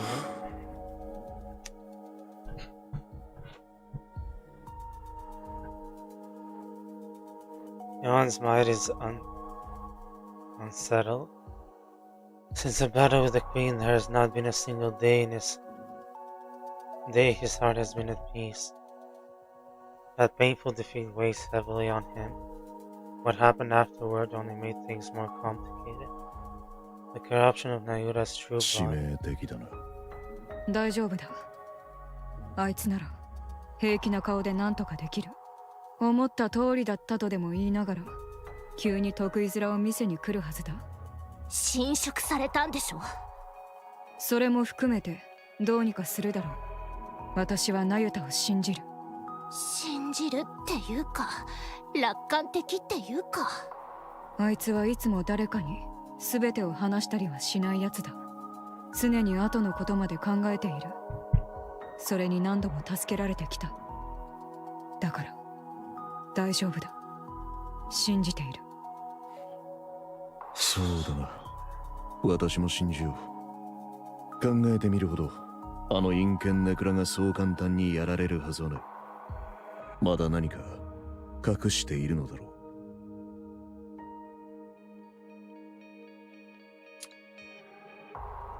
The raptor strategist called Mirror. The newborn raptors the Queen is said to be creating. New heretics like Alteria and Egovista. There may even be more. There probably are.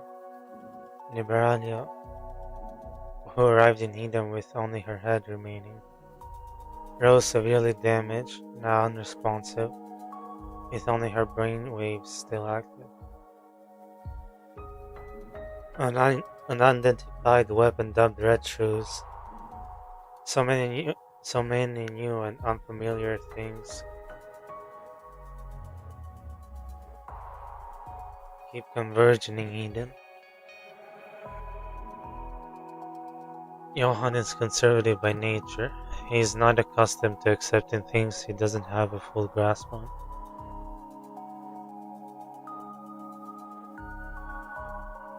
His years spent on the surface have only pushed that tendency to an even greater extreme.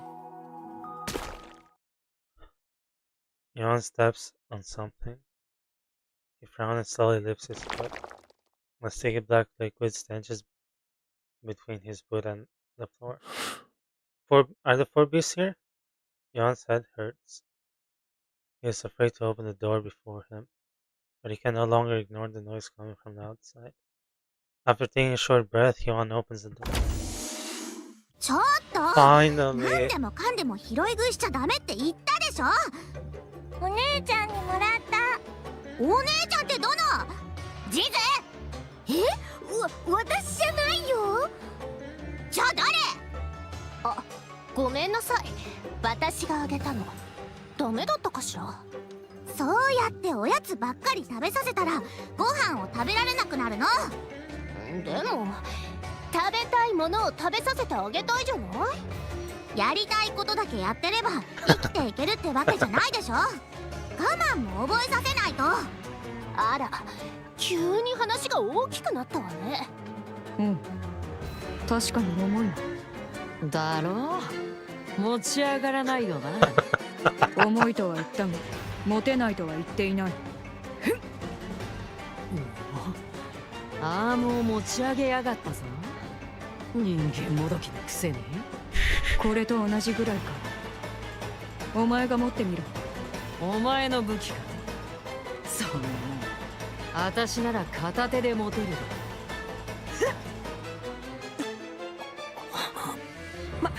待ってくれ。こんなもんどうやって持ち歩いてたんだ？当然力だ。サブアームに重量を分散しています。腕力で持てるものではありません。なんだ、からかわれてるのか。分散させていようと自分の力で持っていることは変わりない。それはそうだな。総重量は変わっていない。賢いバハムートが教えてやろう。それを総量の法則という。聞いたこともありませんね。おっと、勘違いしていた。重量保存の法則だったか？微妙に違います。知ったかぶりはやめたまえ。賢いバハムートの知識を甘く見るものではない。失礼ですが、お持ちの本は何ですか？ノートだ。もともとは本だったがノートになってしまった。賢いバハムートが本にあった知識を全て吸収してしまった結果というわけだ。そんなことができるとは生まれて初めて聞きました。ちょっとセシル、この子のおでこ見てよ。ツルッツルよ、ツルッツル。ちょっと触らないでくれる？あら、鏡としても使えそうね。ピカピカへへへ、眩しい。うわー、目があ、あー太陽が眩しいな。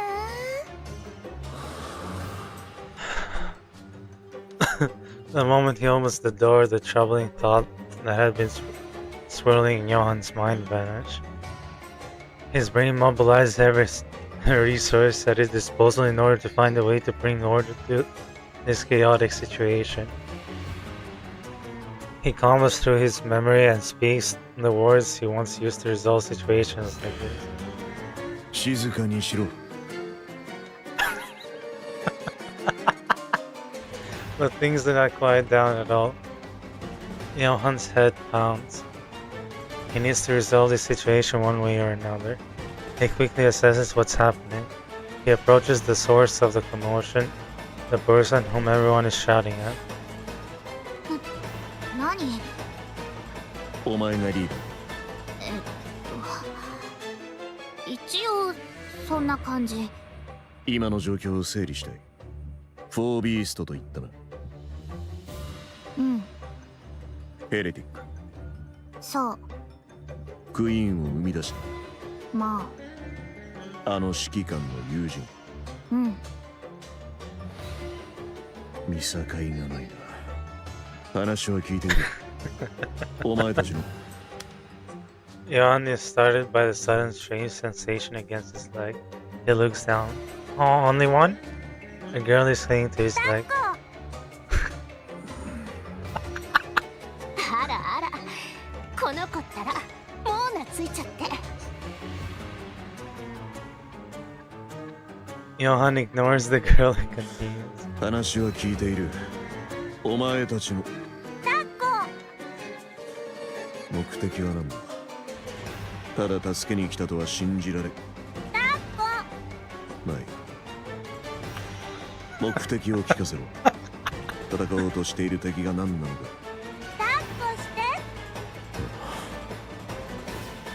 Johan bends down and lifts the girl up. He holds her out at arm's length and looks at her. どうすればいい？抱きしめてあげればいいのよ。ぎゅーって。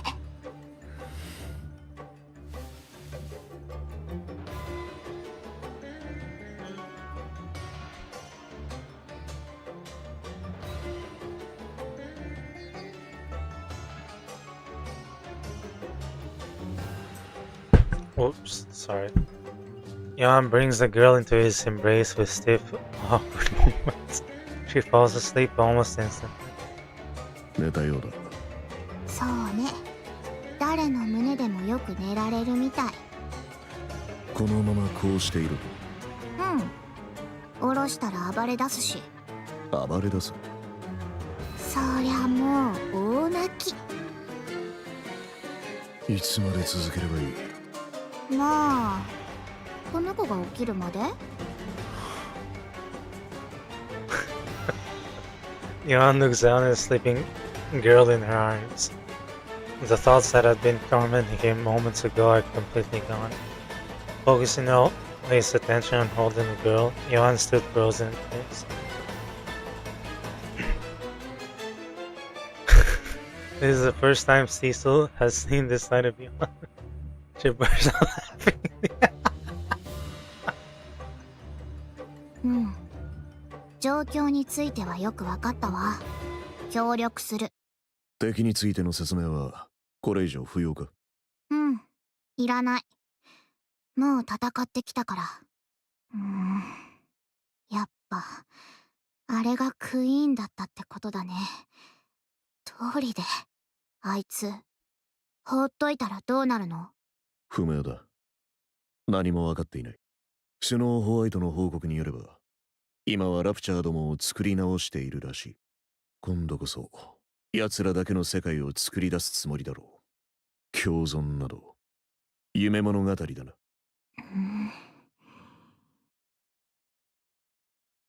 Leviathan stares at the girl asleep in Yohan's な arm. ら十分。それも協力する理由。そうか。で、今はあっちからの連絡待ちってこと？現状はそうなる。じゃあ、待つしかないね。その子、重くない？要領をつかんできた。なんとかなる。そう。Sorry. The girl suddenly opens her eyes wide. She slips out of Johan's arms and runs off. ちょっとどこ行くの？ああ、もう手がかかる！ Leviathan chases after the girl. Johan rises up poles. Without the slightest hesitation, the girl runs to Eden. Something about her path she's taking strikes Johan as strange. The place she's heading to is clearly Marianne? The girl quietly stares at Marianne, lying there as if asleep.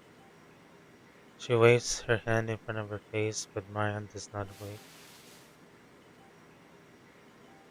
She reaches out and places her hand on Marianne's chest. No heartbeat can be felt. The girl takes a step back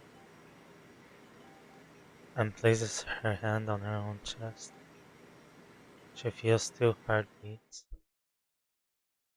The girl continues to stare at Marianne.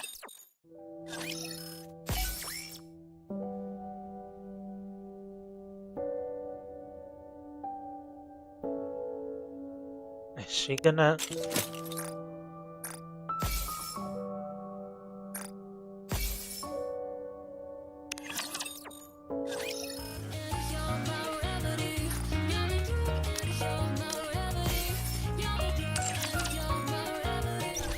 Guessing that's gonna be chapter 48 and 49. マイティーツールズの工房へようこそっす。 I mean 47, 48. ありがとうございます。また来てくださいっす。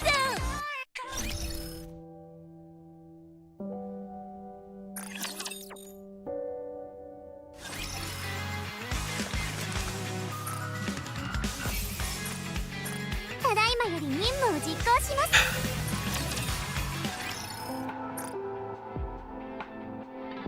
Let's take a little break and do the dailies real quick.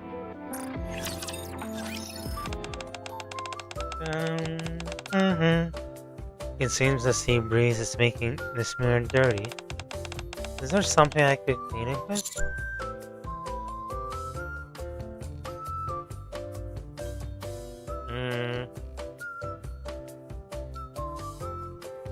Take off my jacket and give it to her. You want me to use your jacket to clean the mirror? You'd even give up your jacket for me? Thank you, Prince. Spend time helping Cinderella clean it. Was that the right?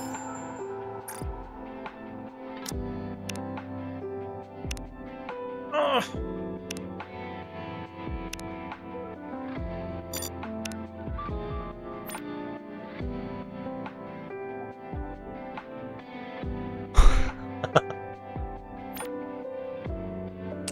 Oh shit, I pressed the wrong thing.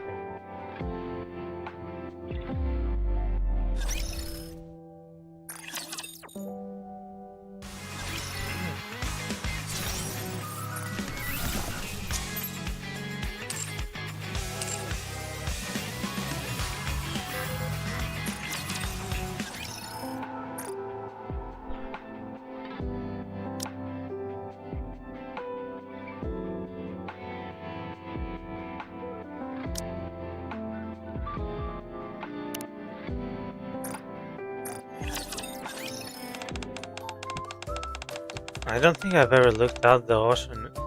Looked out at the ocean this long. What do you feel when you look at the ocean, Commander? It makes me feel at peace. Is that so? I hope the students feel at peace looking at the ocean too. I did this, I think yesterday, but I think it glitched or something. It got system error or something. Ah, for fuck's sake, come on. The waves look like calamities about to crash down. Ugh. Really, Commander? You're the one that surfaces all the time. Surface. It surfs.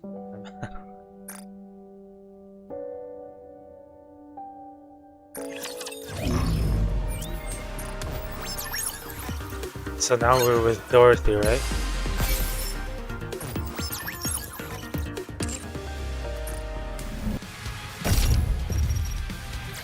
Oh, 王子様。ほら。星。どう？王子様。今の私は美しい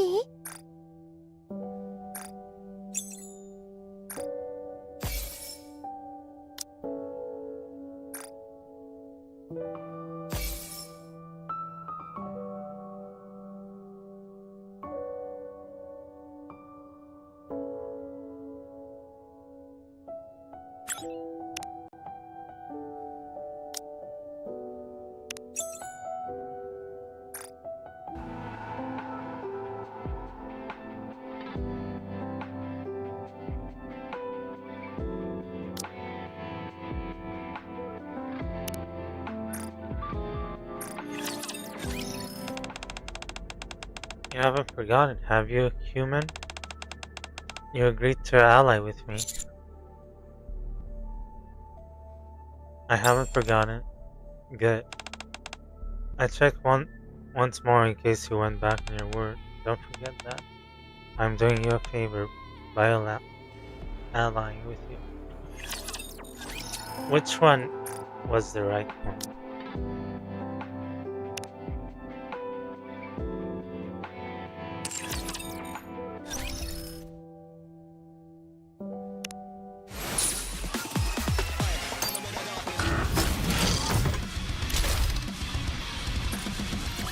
指揮官、邪魔者は排除しました。デートの続きを楽しみましょう。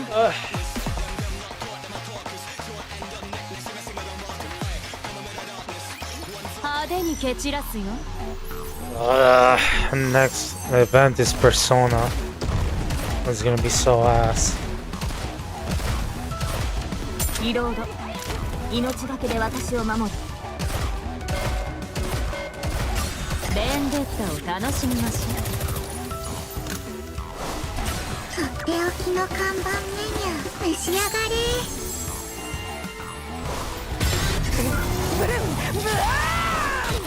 全部つぎ込む。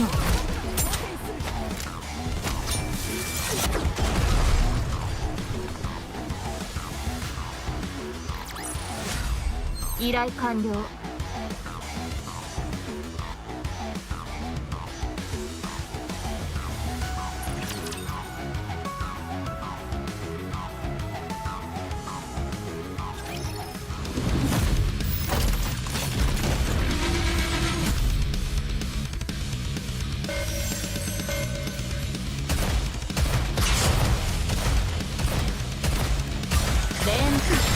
の看板召し上がれ。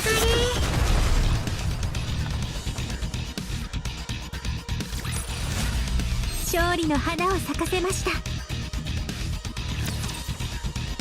I need to skip, I need to skip.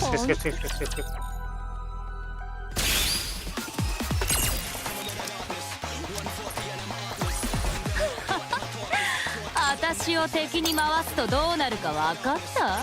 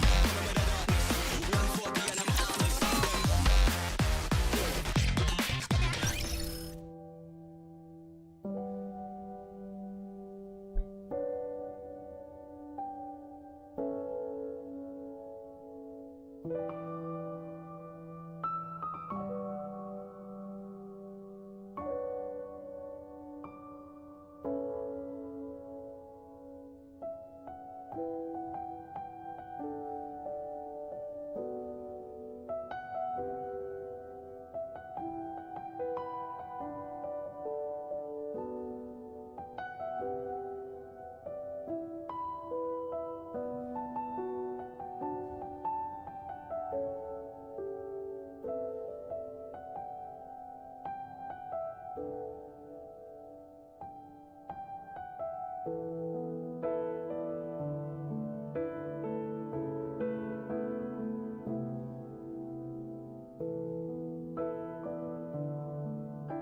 しぶりの再会じゃないですか。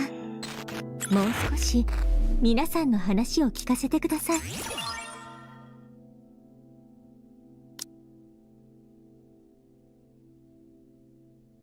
Let's spiral.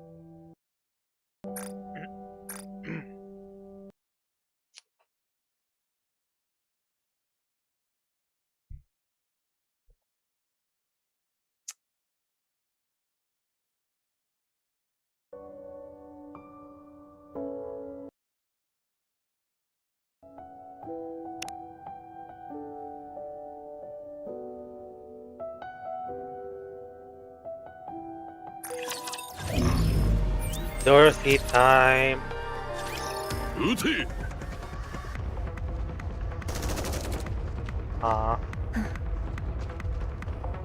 Mass-produced Nikke open fire on Dorothy.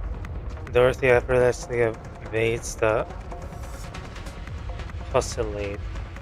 Is that how you see it? Lost クイ in ーン thought. の話を出したからでしょうね。 The Ark's leadership must already know that the Queen has come to the surface. Information that is highly confidential. They're attacking me on grounds that I disclosed that information and stirred up earnest among the public. But this is not what I had in mind. One would expect leadership would summon me for a meeting or even an interrogation for leaking classified intel. I intended to make my case for the necessity of the third surface reclamation war, but of course, leadership couldn't possibly be swayed. But for the Nikkes who are completely kept in the dark, and the civilians who are equally uninformed,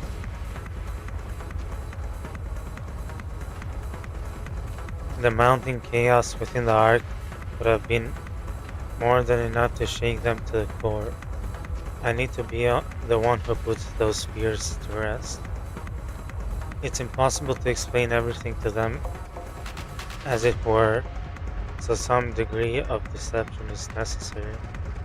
That way, it'll be easier to incite them.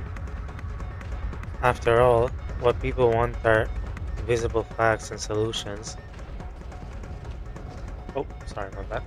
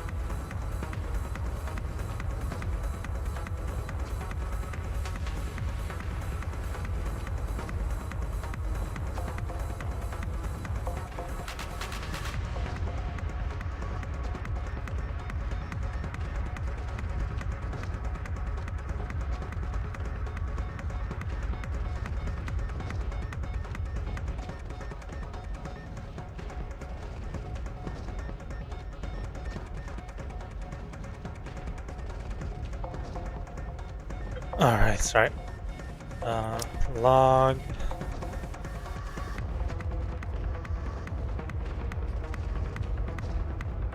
After all, what people want are visible past solutions. What lies beneath our interests them. The performance I put on in the arc until now should be sufficient to draw in both Nikkes and people alike.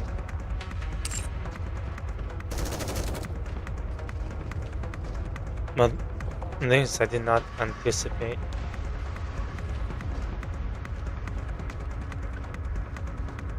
I didn't think they would attack without warning, and in the middle of the city no less. Dorothy avoids every bullet as they rain down on her. Citizens flee in terror or collapse on the ground. She moves carefully so no one gets hurt. Any casualties will prove fatal to her plan. Even the slightest association to what is going on will be just as fatal. The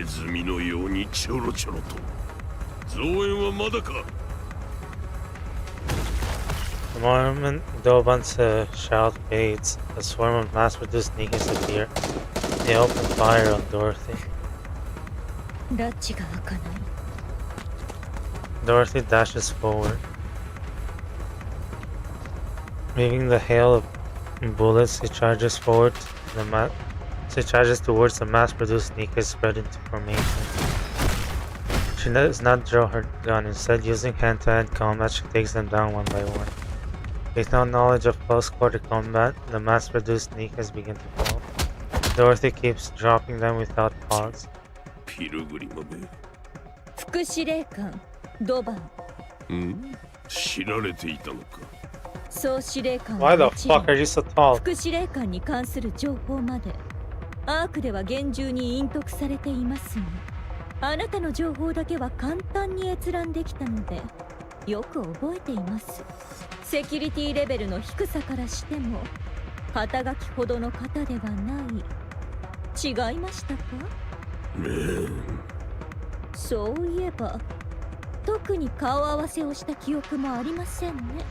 それともどこかでお会いしていましたか？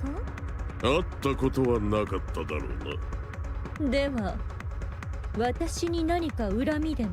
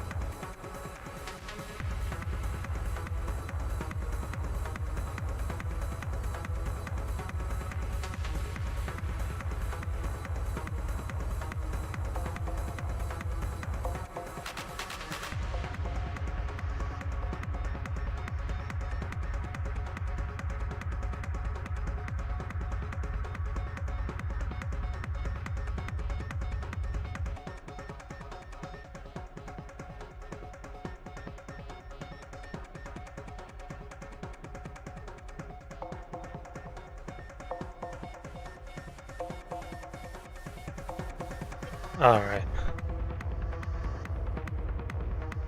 そんなものはない。すべてはアークのためだ。どういうことです？貴様の企みは分かっている。アークに復讐などさせはせん。アークに復讐？わけのわからないことを。ゴッデス。その暫定リーダー、ドロシー。いや、復讐したいと思わない方が不思議だ。アークはお前たちのものになるはずだった。そこに居場所がなかったというのだからな。だが、そうはいかん。この私、復副司令官ドバンがいる限り、お前に復讐などさせはせん。あなたはどこでその話を？Seeing Dorothy's reaction, Doban becomes certain this is it. This is real. With this, he can make a name for himself. Doban was born in the Outer Rim. I don't fucking care about him, bro. Just go on, get on with the main story. He was raised by a father who dealt with the stress of difficult life by beating him mercilessly.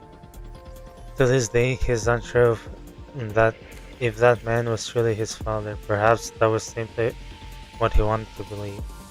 One day, while living hand to mouth as a collector, a central government soldier showed up. Everyone groveled before the soldier and obtained food and money in return.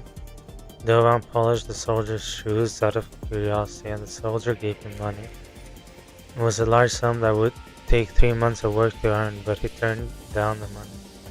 Instead, he smiled and claimed that he owned it because he enjoyed it.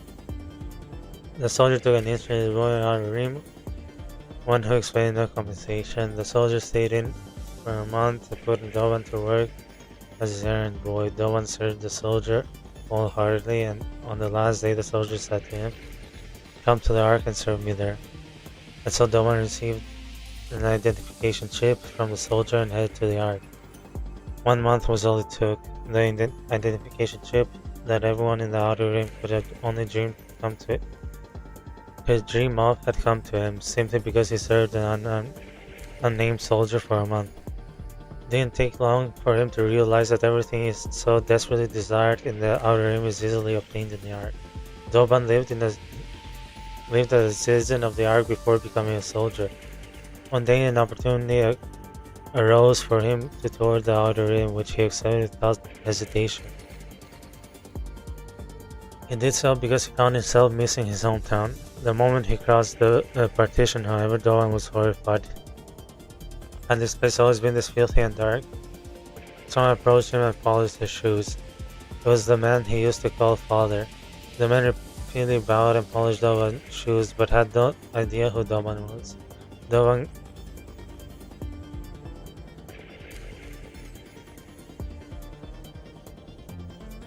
ground the men on their foot, then fled the Outer Rim. He was ashamed that he comes from such a putrid cesspool. He despised himself for ever considering that place home, and for missing it even briefly. From that day on, Doban became vitriolic in his disdain for the Outer Rim. He believed that if the Outer Rim disappeared, his shameful and disgusting past would disappear along with it. He proposed a policy directing the Outer Rim to the central government. The policy called for isolating the Outer Rim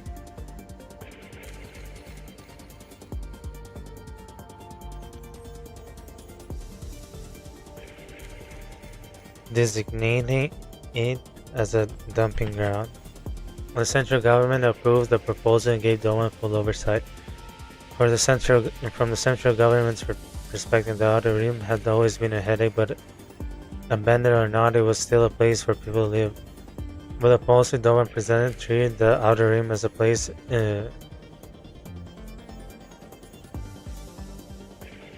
bereft of inhabitants. I don't know what that word was. If things went wrong, all blame could be pinned on Doban. For the central government's perspective, there was no reason to refuse. The Outer Rim began to turn into hell. Doban soon gained recognition of his role in resolving such a troublesome matter and rose to higher ranking position. From then on, Doban directed all troublesome and unsavory matters into the Outer Rim. Sorry. I kinda don't care about Doban. The place descended further into hell. Meanwhile, the quality of life in the Ark continued to rise. As a result of this repeated cycle, no one rose to position deputy chief. He felt on top of the world. That someone like him from the outer rim could rise all the way to deputy chief, it felt like a dream. But that wasn't where it ended. With the Ark stabilized, there was nothing left to dump in the outer rim. Whenever problems arose in the Ark, he engineered it to appear as the outer rim's handiwork, only to be repeatedly followed by the underworld queen and He hears whispers behind his back. He's accused of selling out his hometown for promotion, and now that he's without a scapegoat, he's powerless. Noah began to grow anxious. He had a dream to make the Ark his own personal.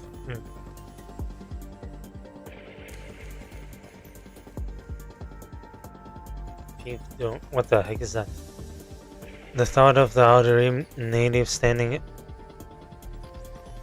atop the Ark filled him with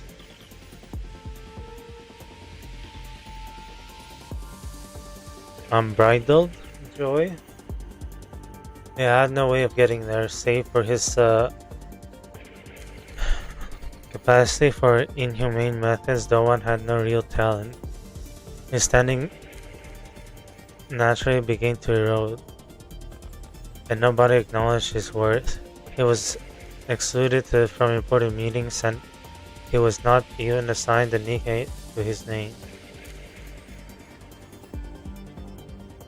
He concluded that both his position as deputy chief and his place as a soldier and citizen of the Ark were at risk if things continued. He needed to prove himself, but he was incompetent. That was when the pilgrim Dorothy arrived in the Ark. He found this suspicious. The time was too conspicuous. No one became certain Dorothy had ulterior motives and began investigating her. While Dorothy left the Ark on an exploration mission on the Utopia, he went so far as to plant a bug on her to find out her motives. However, he learned nothing of significance, and there was no information about Dorothy anywhere in the Ark either. A Nikke without a record shouldn't exist. After exhaustive inquiries, Dovan uncovered the existence of the Forbidden Library. His position as deputy chief made that a possibility. Dovan set out to comb through the Forbidden Library. However, the library's door remained closed to him. Bringing it without authorization would be a death sentence for a deputy chief. Since there was no access to the Forbidden Library,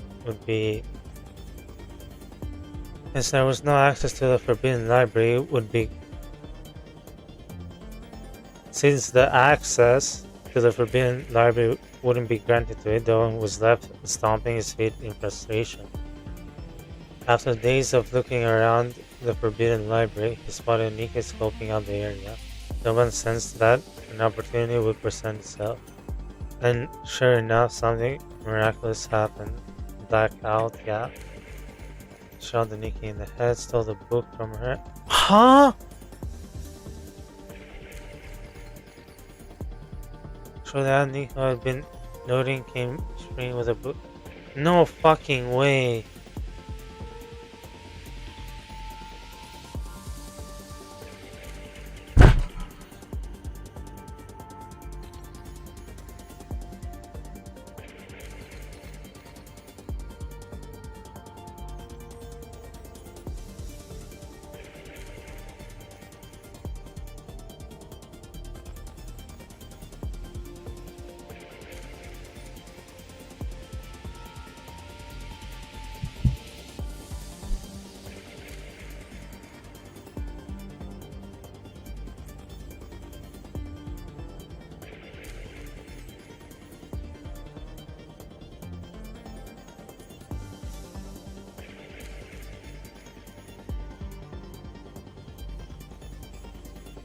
So Zahiri's fucking dead?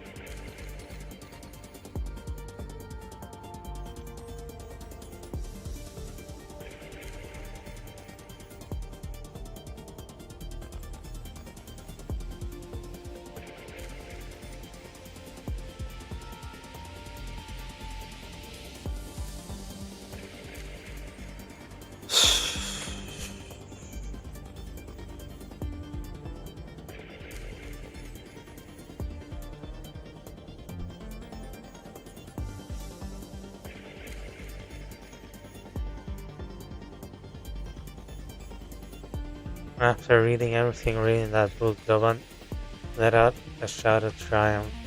All records from Forbidden Library carry inherent credibility, so the contents of the book could be trusted.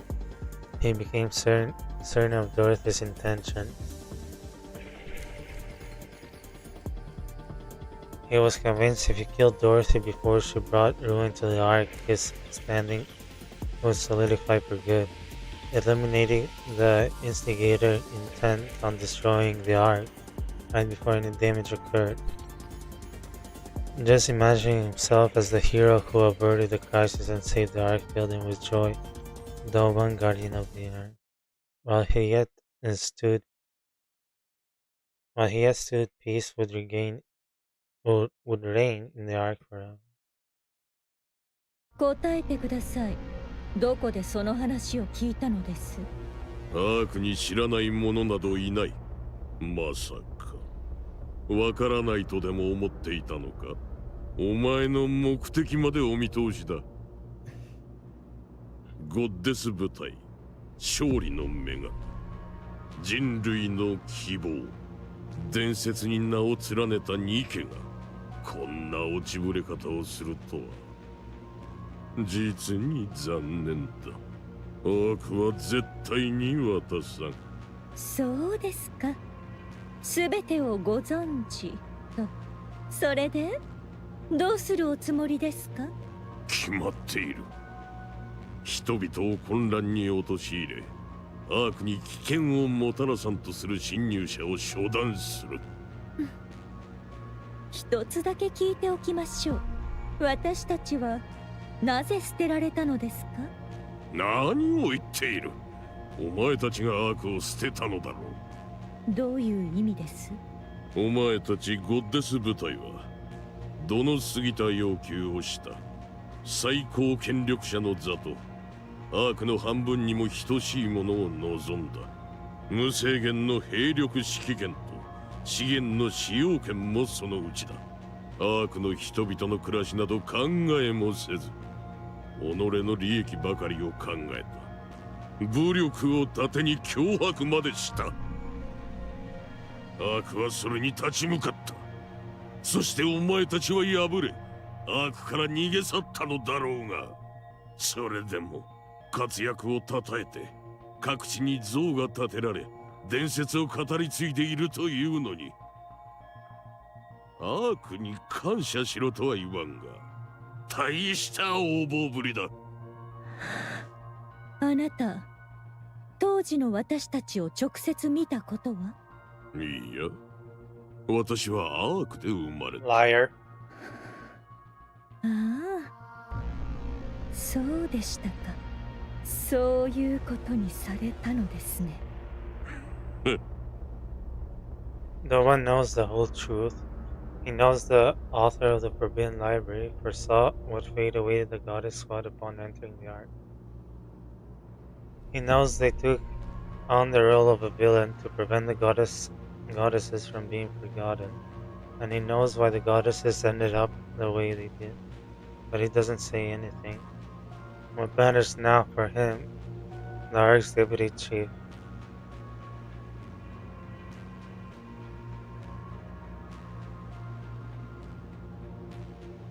to take down the outsider blinded by revenge and earn his merit. So he must provoke Dorothy into giving him what he wants. 諸君、アークに混乱を巻き、人々を混乱させたピルグリムだ。必ず捕らえろ。アークを守れ。我々が今まで積み上げてきたものを破壊させるな。口は達者なようですね。It's a matter of falsehood against falsehood. If the official narrative regarding the goddess squad is as Doban says, then Barningham's passive treatment of her makes sense. But it doesn't matter. The people whom Dorothy must appeal to are not those in power, but the Nikkes and the ordinary citizens. Dorothy holds irrefutable proof that the Queen has dissented. Whatever Doban says about Dorothy's true intention will crumble before the undeniable physical Disaster looming ahead.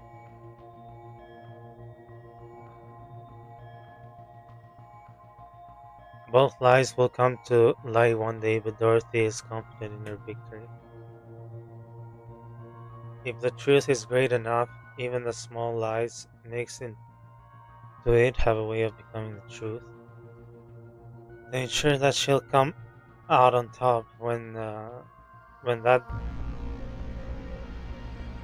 decisive moment arrives, Dorothy decides she must first control public sentiment. Dorothy once again cuts through the mass-produced Nikkes. Escaping would be easy, as would subduing them. But I need to come off as the victim since the public tends to side with the weak.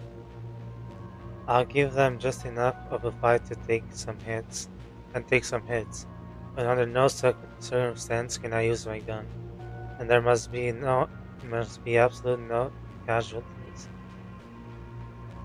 I must appear as someone targeted by the central government for telling the truth.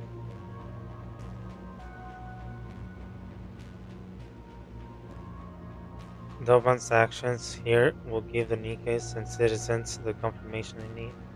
Confirmation that the central government has been deceiving the heart. 少しお休みください。 Dorothy drives her knee into the abdomen of a mass-produced Nikke. The Nikke bends at the waist and groans. At that moment, the mass-produced Nikke explodes, sending fragments scattered everywhere. The Nikke beside her charges with a shriek and lunges at Dorothy, trying to grab her. Dorothy reflexively dodges and breaks the Nikke's stance. Did he put bombs in them or something? Nikke staggers, then detonates. What the hell? Give me one moment.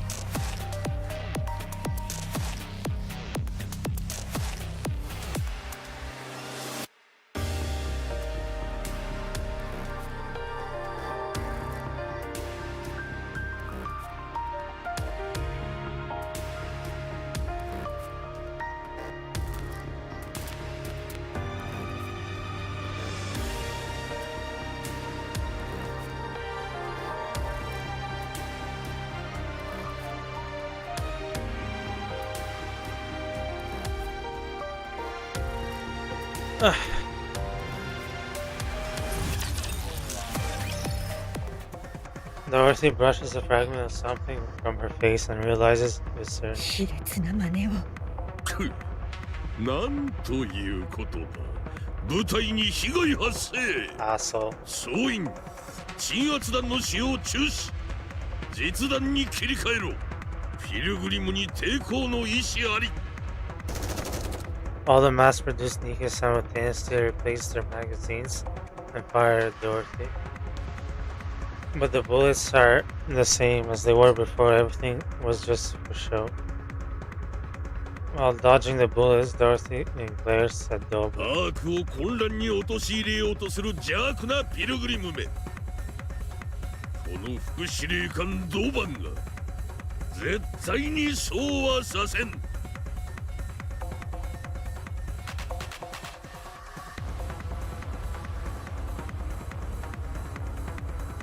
His stentorian shouts are clearly meant to be heard by everyone. Dorothy feels her rage boiling from あ within. なた死にたいのですか。人間にまで害を加える気か。どれほどアークが憎かろうと。言動を知らんやつめ。Looking at the loathsome man before her, spouting dribble. Hold on, what's dribble?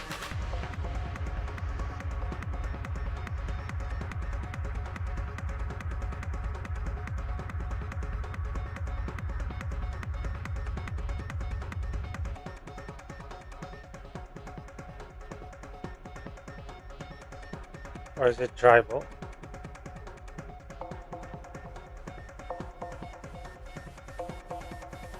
Drivel. Drivel, never mind.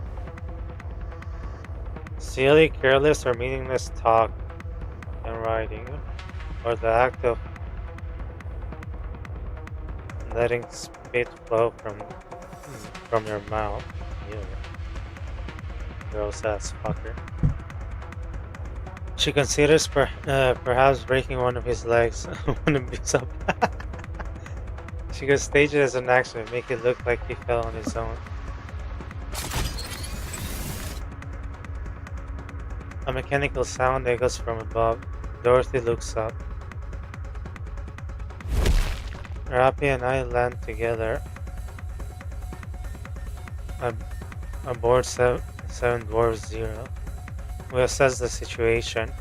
Fragments of fallen Nikke lie scattered across the ground. Dorothy. 私ではありません。 I know. I'm asking what happened. Dorothy looks at Doben. あなたが話したのですか。 Huh? About what? 私のことをあの人間に。 Of course not. Why would I go around talking about that so carelessly? おお、カウンターズか。アークの希望よ。よく来てくれた。ピルグリム、観念するがいい。私を止めに来たのですか。そうね。そうですか。結局あなたたちもあれと同じ。そろそろあなたの我慢に限界が来るんじゃないかって思ったから挑発するようなことを言われていたし、事故のふりをして足を折るぐらいは考え始めていたでしょう。I don't know how things got to this point, but I think we should talk things over first. 私はそのつもりでしたが、あちらにその気がないようなので。どういうことだ、貴様。No. 援護に来たのではない。 Why would I back you up? No. We came to take Dorothy with us. この惨状が見えていないのか。そのピルグリムはアークの財産でもある私の部下を2体も殺したのだぞ。That's impossible. Dorothy doesn't use explosives. It looks to me that those Nikkes exploded from the inside out, as if someone planted bombs in them beforehand. 貴様、少し活躍したからと思い上がっているようだ。 Don't ア make me ークの deck 破 you. 滅を企てるピルグリムの肩を持つ気か。 Yes, I'm siding with Dorothy. 反逆者め、貴様はそいつの本性を知らないだけだ。 I would say I know her better than you do, Deputy Chief. 汚らわしい反逆者どもめ、このことは必ず軍法会議にかけてやる。私がそいつの本性を知らないだと。知らないのは貴様の方だ。見たいというなら見せてやる。出せ。 At Doban's gesture, the formation parts. Numerous mass-produced Nikke step forward. Nisaso. They are all Product 23 model Nikkes. All of them remove their visor to reveal a familiar necklace around their necks. まさか Memories from a Bordeaux-topia come rushing back to me. The image that held Dorothy captivated, a name surfaces. Pina. No, something is different. The mass-produced Nikkes who have stopped and stepped forward. Each wear anxious expressions. They glance around nervously, their gaze wavering. They are all individual Nikkes. Dorothy. They cautiously turn their eyes toward Dorothy.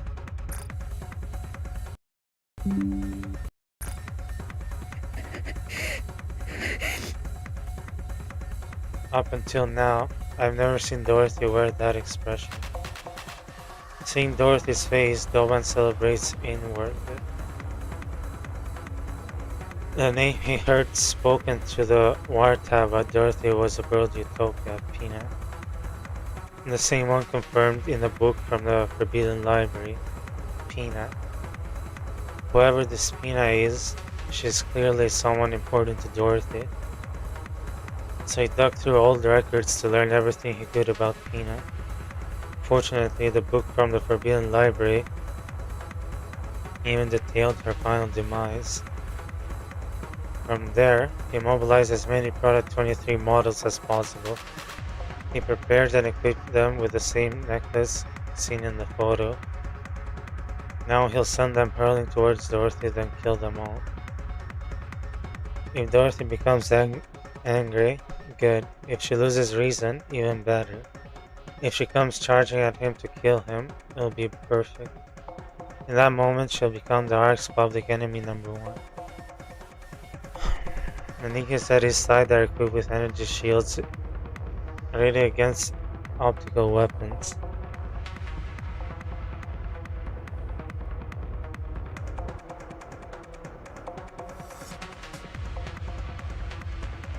Dorothy uses optical weapons in favoring precision low output shots over high output ones. The shields should hold against her shots well enough, and in the process, Dorothy's weakness will become fully exposed.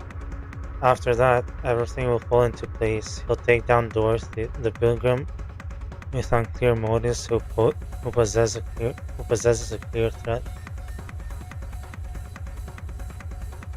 It'll be easy to frame her for attempting to overthrow the Ark, especially because she's a well-known pilgrim. Then Doban will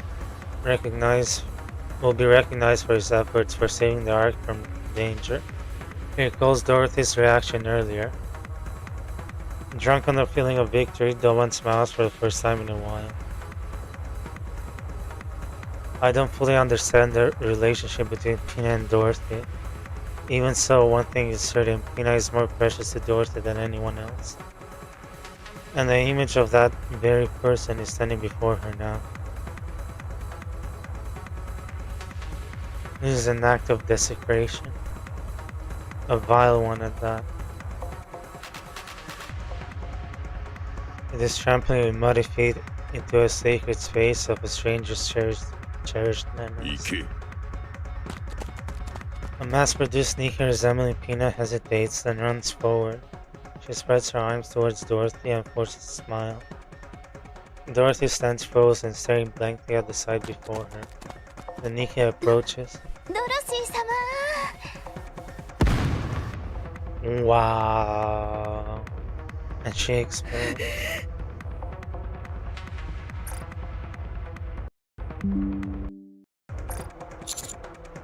Rappy. Rappy. Rappy. ラジャー、あの男の頭を。 Subdue Dorothy. Dorothy draws her gun. She aims it directly at Doban. Rappy rushes in and grabs Dorothy's gun. 落ち着いて。 Fall back. ラジャー、離して。 Seven Dwarf Zero activates and Rappy withdraws from the area with Dorothy in tow. I glare at Doban. 貴様、どういうつもりだ。反逆者が。アークの敵に組みするような真似を。You don't expect your death to be so clean. なんだと。 I run in the direction Rappy and Dorothy flew toward. Anis, Neon. Change of location. もうすぐ着くのに今度はどこ？ Head toward the hospital. I'll send you the exact location later. 了解。また後で会いましょう、師匠。 I count the transmission and break into a full sprint.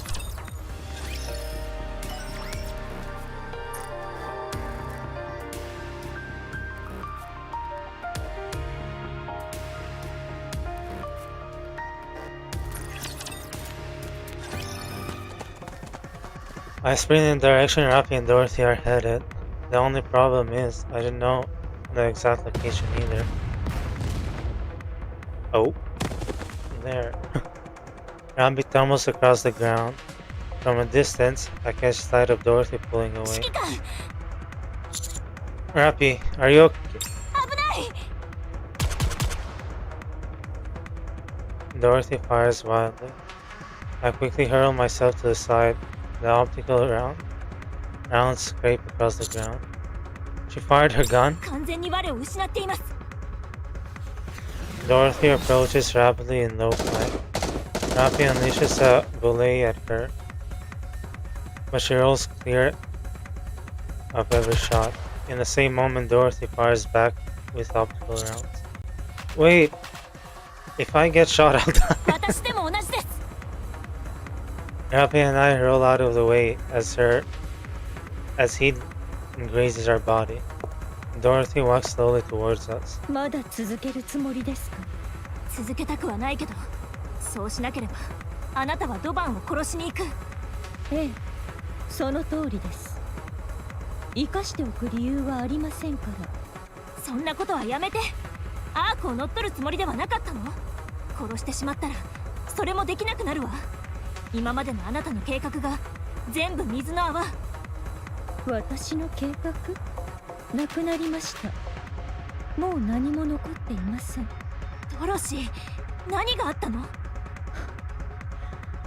私にはもう何もありません。楽園だと思っていた箱舟には扉を閉ざされ、新たに作った楽園からも追われ、そうです。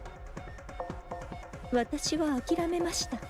できることなどもう何もありません。アークの人間やニケをそそのかし、外へ連れ出してもう一度楽園を作り直すつもりでした。それがそれぐらいしか今の私にできる復讐はありませんから。私がアークから奪えるものはたったそれだけ。そのためだけに耐えるつもりでしたが、許せません。あれだけは。 Dorothy, come with us. Just join me. I've wanted you for so long. Let's defeat the queen together. アークと手を組めと聞いたのでしょう。 Not with the arc, with me. 私たちが何をされたのか、私にはどうしても許すことができません。 I'll convince them. I'll make sure you're compensated for everything you've suffered. できもしないことを言わないでください。 Dorothy, that was her gun that バ day. カ。アニス参上。ネオンネオン参上。 Anise and Neon jump down from a building and land loudly behind Dorothy. Dorothy hurriedly turns and pulls the trigger. Anise's hand blocks the optical round aimed at Neon's hand.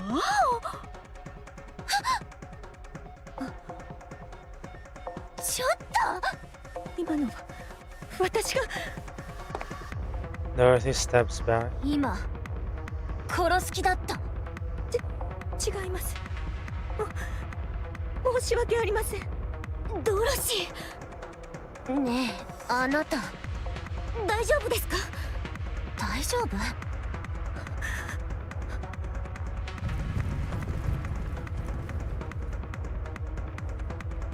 Numerous footsteps send tremors through the ground. Countless Nikkes are advancing towards us. At the frontier are Product 23 models. お手柄だぞカウンターズ。そのまま足止めしていろ。 Stop! Don't take another step and don't even think about giving any orders. Counters. We protect Dorothy. ラジャー。オッケー。火力火力。 We face off against Doban's forces with Dorothy standing behind us.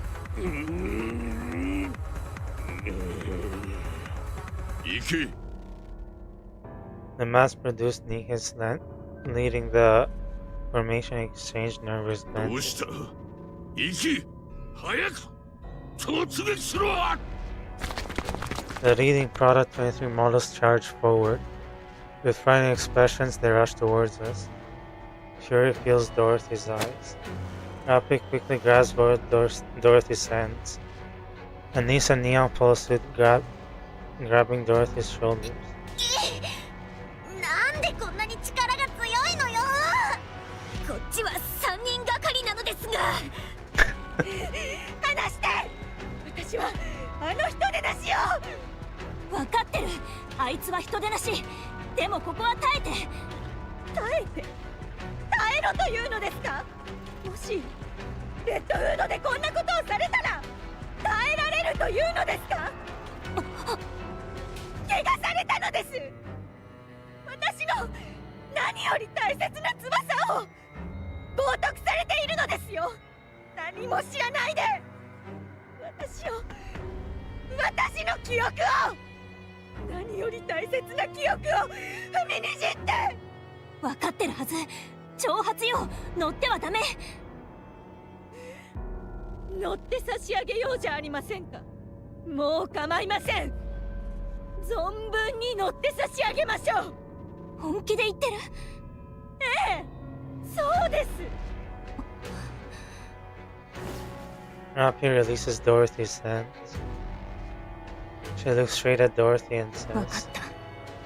なら付き合うわ。何ですって。一緒にやりましょう、ドロシー。それがあなたの望みなら私も付き合う。私はあなたの友達だから一緒に背負う。何を言っているか分かっていますか。あなた。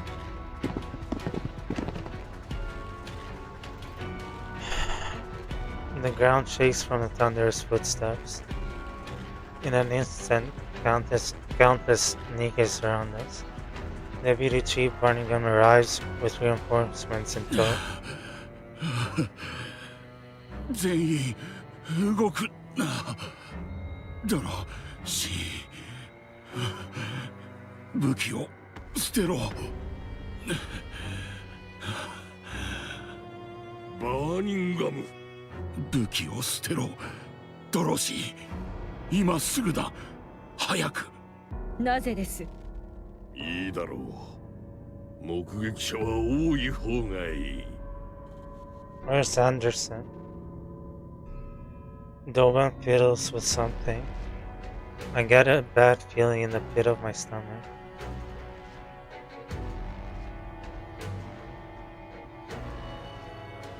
As if responding to that foreboding, the Nikke resentment feeling react all at once. They tremble as if in agonizing pain. Moments later, all the mass-produced Nikkes have read up. ドロシー様、ドロシー様、ドロシー様、ドロシー様、ドロシー様、ドロシー様。 They began calling her name in metallic, distorted voices. Are they さ corrupted? あ、撃ってみろ、ピルグリム。侵食されたニケの始末はこれが初めてじゃないだろう。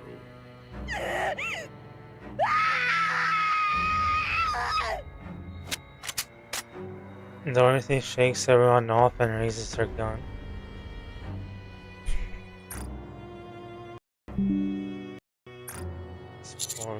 No, Dorothy!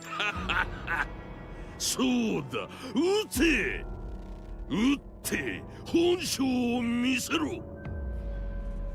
Several mass-produced Nikke shield Doban. Doban laughs. 勝った。これで Dorothy's gun trembles. She glares at Doban, her face filled with rage. Then,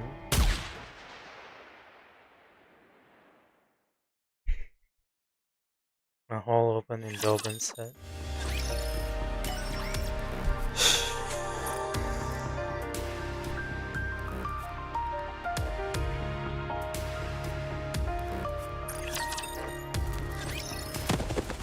Doban collapses to the ground. Red spills from his head and stains the ground. His body lies motionless. He dies instantly. Chaos erupts. Nikes and citizens alike scream. One of the Ark's highest authorities, the deputy chief, ド is ロ dead. シー、あなた自分が何をしたのか。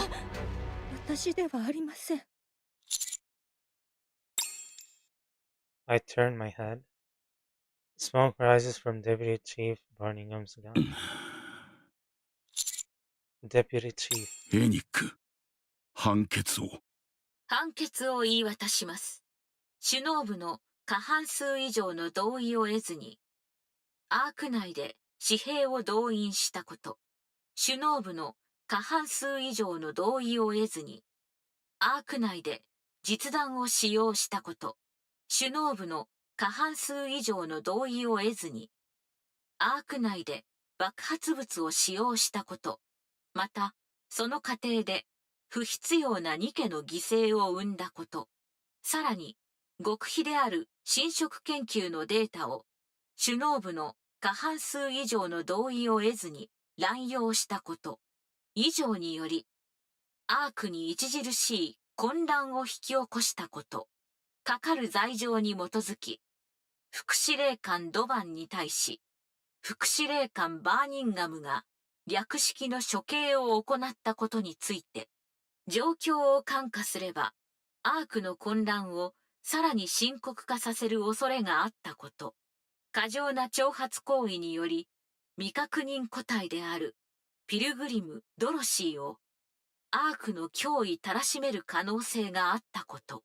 また、副司令官ドバンの排除がアークの運用に対し重大な影響力を及ぼさないことなどを鑑み、正当な判断に基づく行為として、副司令官バーニンガムによる処分を追認するものとします。ただし、この裁定は戦時下に匹敵する状況での特例的判断であることはご承知おきください。そうか。安心した。Barningham, who is drenched in sweat, looks at Dorothy. Dorothy stares back with a shocked 本 expression. 当によかった。 Buckingham surveys the Nikke's feeling the streets and the citizens watching everything unfold from a distance.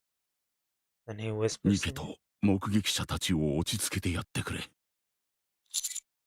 What? Why didn't you do it yourself? 人だかりは苦手でな。 Very well. A private call comes through from ド Nina. バン前副司令官の遺体を回収するため人員を派遣します。また侵食されたニケたちの治療をエリシオンに要請します。確保済みのアンチェインドで不足はないはずです。 So you knew about this? はい。他には知らせていませんのでご心配なく。 Good. I'll leave it in your hands. 承知しました。 I look around. I see the trembling eyes of the Countess, Nikes, and citizens. At the end of their gaze, Dorothy stands. I take a deep breath and point at Dorothy.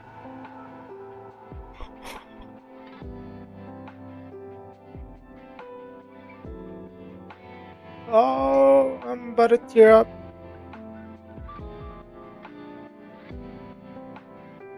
One second, I need to get something from outside.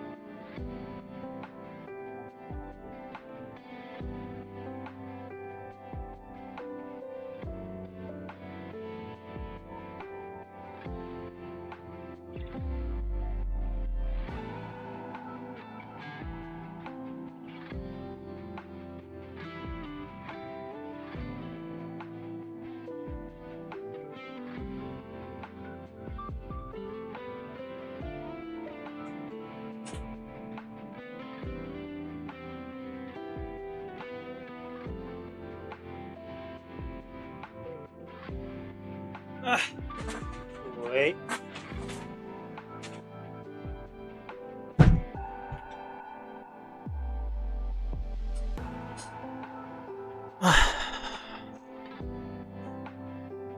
This is Dorothy, the second leader of the Goddess Squad.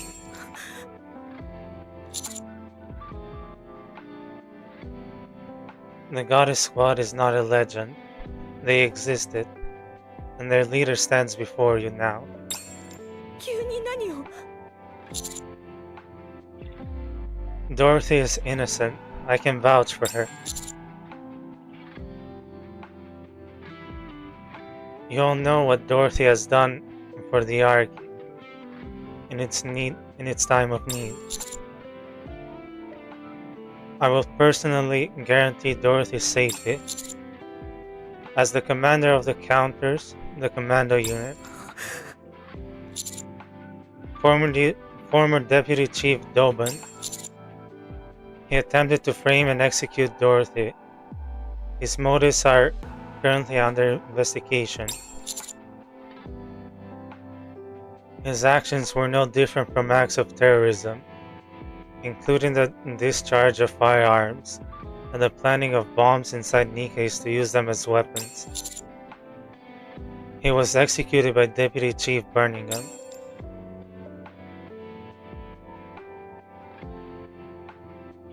Should I say more? Do I need to address what Dorothy or even what Doban said? As I mull these things over, my eyes meet Birmingham's. He sadly shakes his head. This is all I can share at the moment. Further details will be provided in a statement from the central government. From here on, please follow any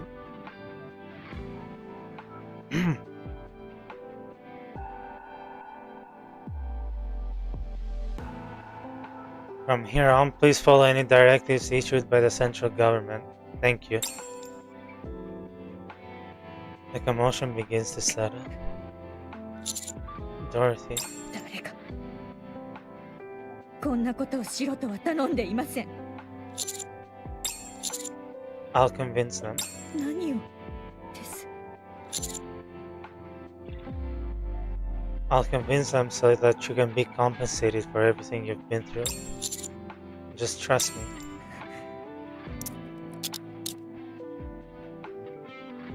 Handcuffs are placed on Dorothy's wrist. Wait. 体裁上こうするだけだ。市街地で銃を使用したことは紛れもない事実だからな。そもそもこんな鉄の輪ごときで拘束できる相手だと思うか。Of course not. ひとまず構成官に送るという形にさせてもらう。後の話はそこでしよう。ええ。ああ、それと君。Yes. あれでいい。これだけ混乱した状況では詳しい説明をするより目に見えていることに集中して伝えることが重要だ。我々としても時間を稼げて都合がいい。締め方はあと一歩というところだが、いずれ身につけられるだろう。とにかく今は帰ってゆっくり休みたまえ。近いうちにまた話をしよう。Understood. Thank you.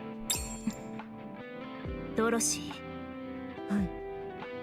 構成官ではおとなしくしていて、騒ぎを起こしてはダメよ。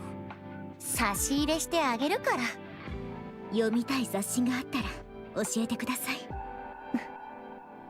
あなたたちという人は本当に。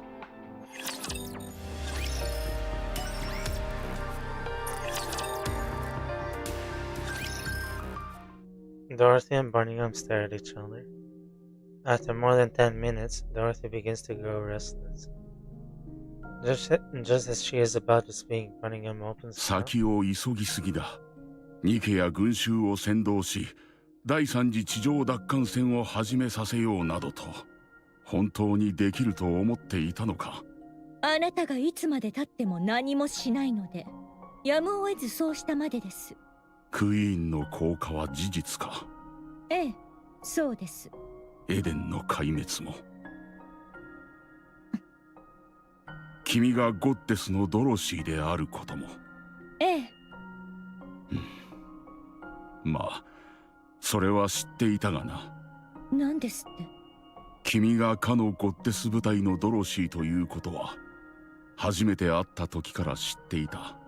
アークでは伝説のようなものだったのでしょ。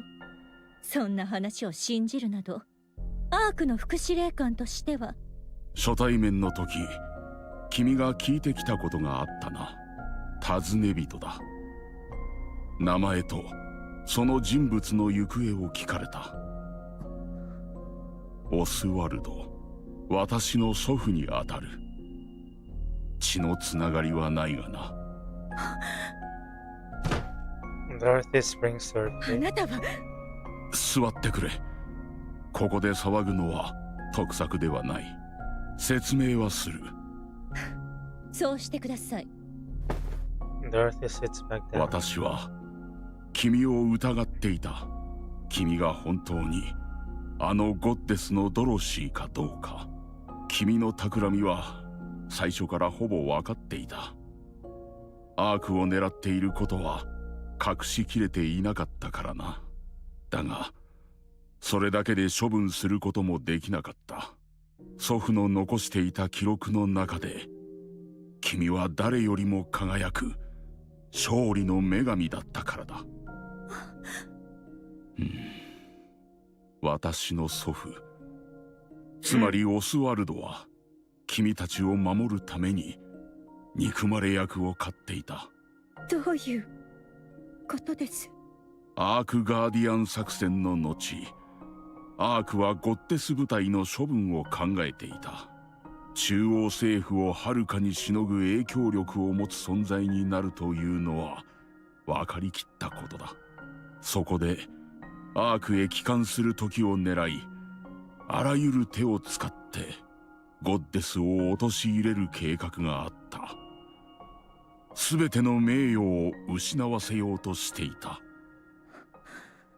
祖父は誰よりもゴッデスを信奉していた。熱狂的ファンと言ってもいい。その祖父はアークガーディアン作戦の総責任者を任されるほどの人物だった。その立場を使ってゴッデス部隊を締め出した。アークに戻ればゴッデスは名前も残らなくなると知ってのことだ。そんな話今さら信じろと？そうだな。証拠として見せられるものもない。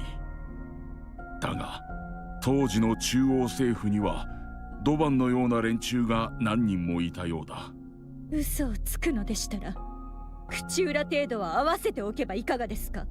ドバンの言っていたこととは話があまりに違いすぎます。あいつの話を信じるな。そう言われて私が従うとお考えで？それ以上言えることがないんだ。君を挑発するための嘘だった。それが全てだ。ならばなぜピナの最後まで知っていたのです？祖父は臨時キャンプでの会話まで全て聞いていたらしい。それを記録に残していた。全部聞いていた？そうだ。本当はもう少し引き延ばす予定だったようだ。あまりことを急げば発覚してしまうからな。だが君に起こったことを知って予定を前倒しにした。ゴッデスが耐えきれなくなると思ったのだろう。なぜそう言わなかったのですか？あなたの話が事実ならなぜあの時私たちは真実を聞けずに見捨てられたのです？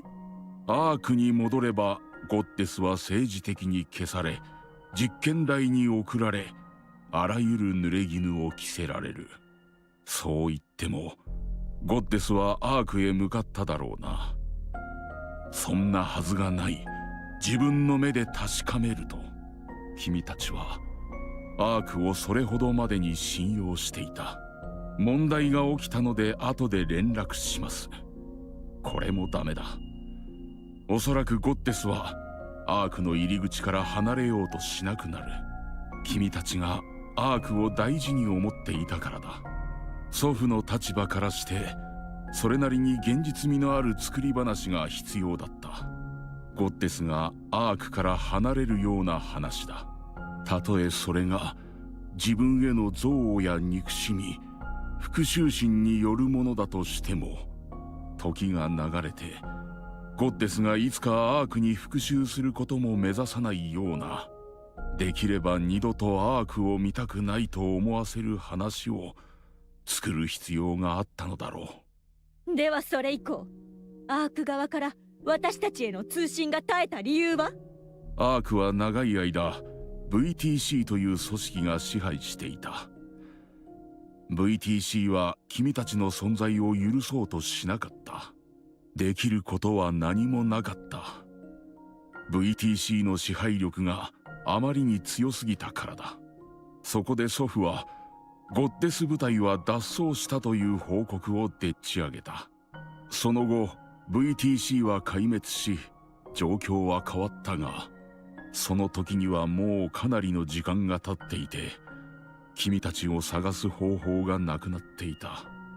その話が正しければ、あなたは私たちがどのような目に遭ってきたか全てを知っていて、アークに来た私が何者かも、私の目的も初めから知っていたということになりますね。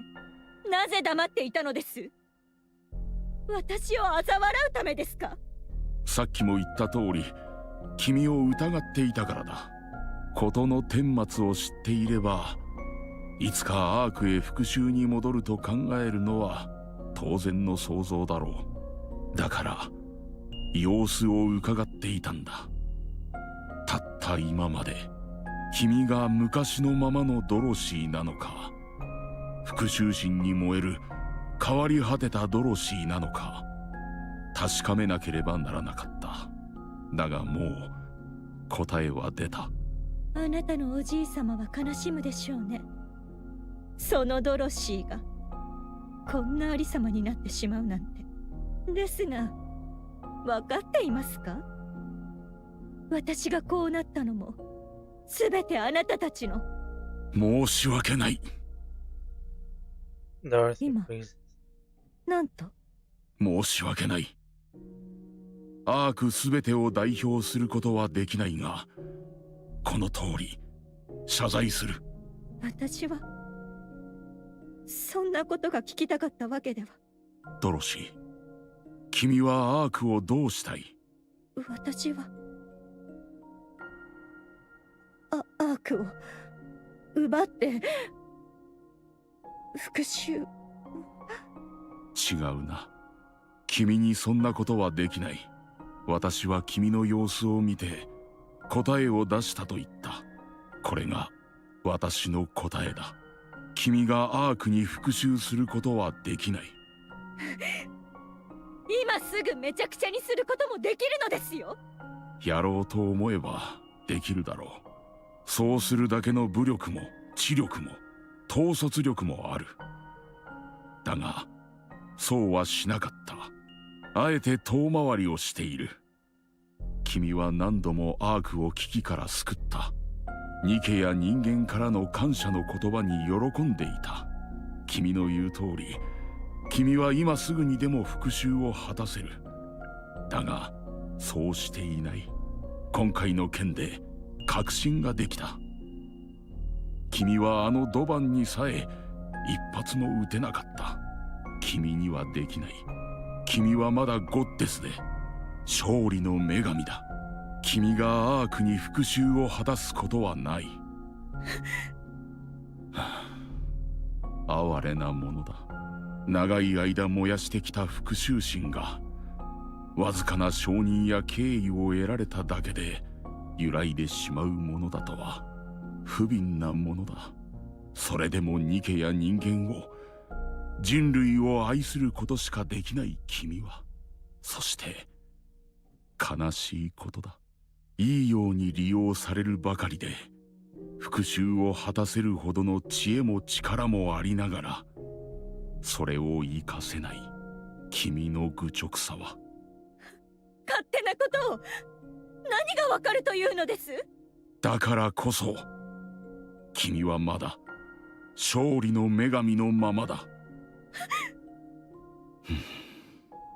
君をこれ以上泳がせておくこともできん。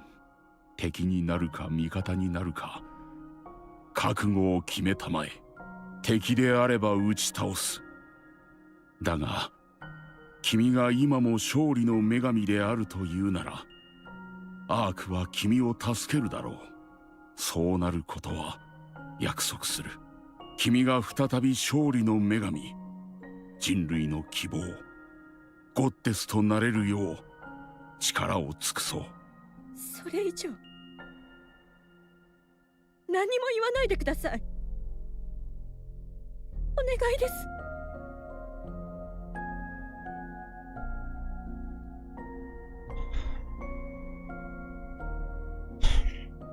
Because Dorothy feels like she might start to hope again. Buckingham places an old book on the table tilted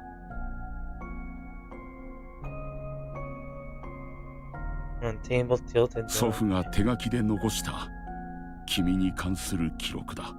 読みたまえ。君にはその資格がある。Buckingham rises from his seat, then turns and walks out. He looks back at Dorothy staring blankly at the book on the table. Buckingham looks at Dorothy, then straightens. Dorothy lifts her hand and looks back at Buckingham. Head, my bad. いつかドロシーに会えたら言いたいことがあったんだ。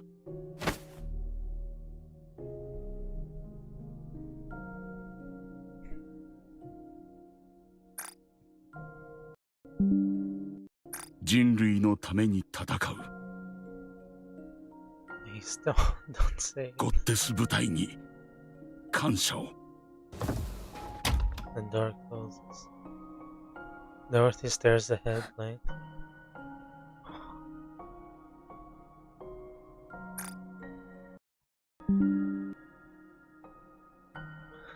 So beautiful.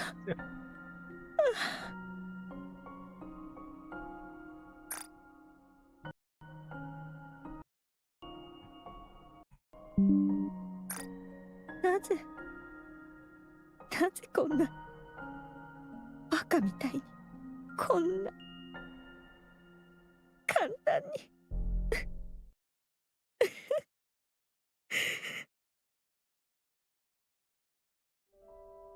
That evening, Dorothy reads the book Buckingham gave her.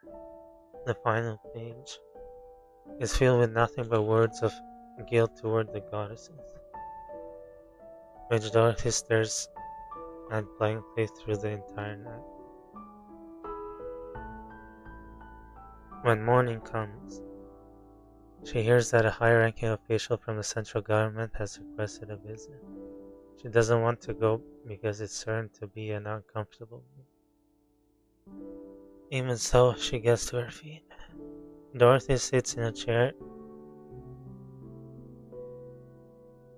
in the visitation room. Her visitor has yet to arrive, but Dorothy is relieved as she still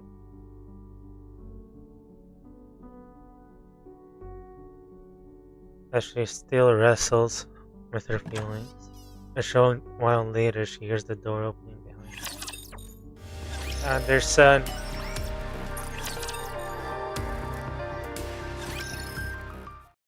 She does not turn around. She hears the door close and the footsteps draw nearer. Dorothy lowers her head and closes her eyes, a silent signal that she doesn't want to speak to. Then, a familiar scent reaches her. The scent of marigold. She hears a teacup being placed in front of her. And the sound of the chair across from her being pulled out and someone sitting in it. A brief silence ensues. Then the sound of tea being sipped from across the table is heard. Dorothy opens her eyes.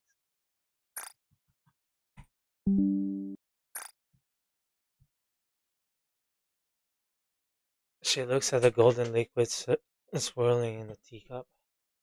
After letting out a short sigh, Dorothy reaches the cup.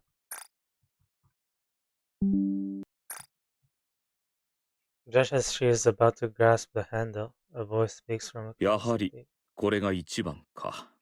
好みにうるさいのは相変わらずだ。Dorothy.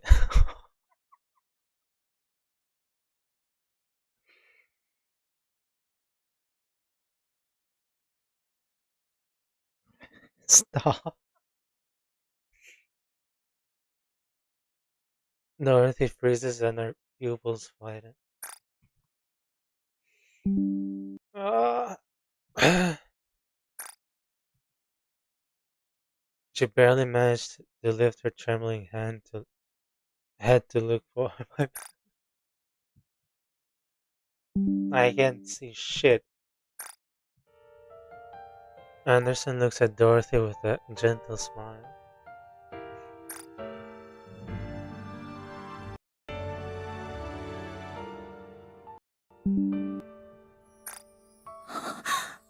Yeah, ドロシーお嬢様。指揮官。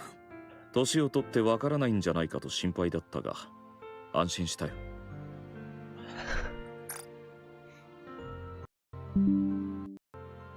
どうして。Dorothy's throat. Oh my god, thoughts come to a halt. How many times in the past has she been manipulated by ghosts from her past? First Lilywise, then Peanut. Awareness fills Dorothy's eyes. 何者です。あなたは。Anderson silently looks at Dorothy. Dorothy silently looks back at Anderson. After staring at one another for a long time, Dorothy becomes certain. He is not an illusion, nor a monster wearing another skin. He is the same person she once knew, bearing the marks of time on his face. The same person who shared her most radiant days. Tears fall from Dorothy's eyes.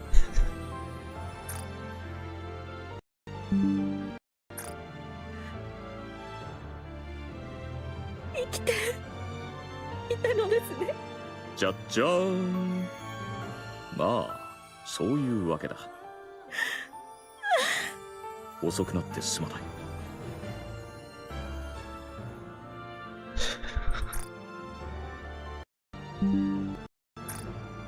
それにしても感動の再会が無所の面会室なんて大したドラマだなあ。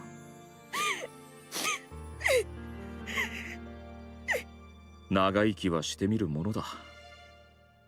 あのお嬢様が刑務所送りになるなんてな。みんなに話してやったらきっと大爆笑だ。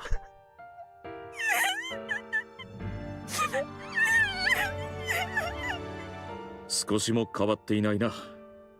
目つきが少し鋭くなった気はするが、ほとんどあの頃のままだ。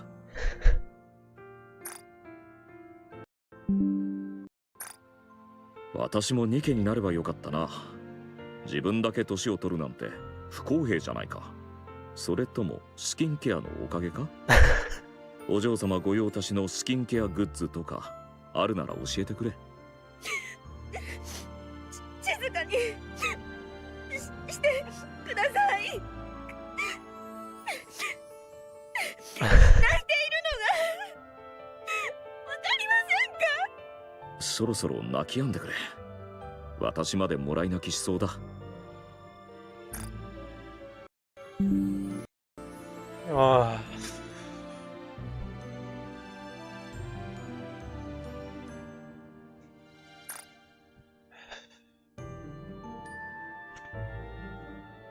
Sorry, Anderson. I'll cry for you.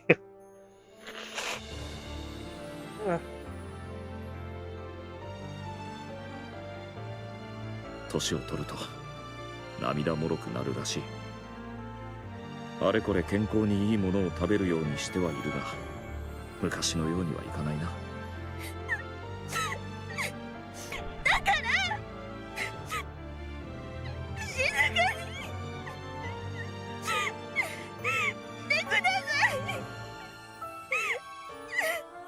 やれやれだ。まったく泣き止んでくれって言っただろ。Only the sound of Dorothy's sobs echoes through the visitation. Dorothy brings the tea to her 悪 lips. くありませんね。いい茶葉です。出し方も正しくできています。あれだけ泣いておいて今さら気取っても無駄だぞ。その話、いつまで引っ張るおつもりですか？そうだな。リリスに話すまでか。話は聞いている。リリスのボディがクイーンに奪われたそうだな。何としても倒さないとならない。絶対に。それで君はこんなところで何をしている？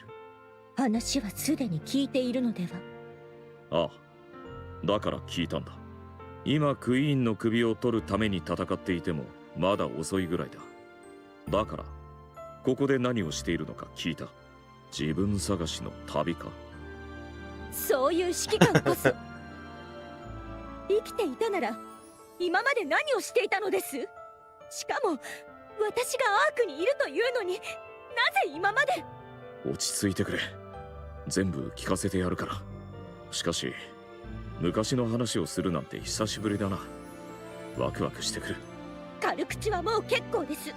とりあえず私のことだが、アークガーディアン作戦の途中で死にかけてリリスにアーク行きのエレベーターへ叩き込まれたんだ。何も言わずにあんな別れ方になったのは本当にすまなかっ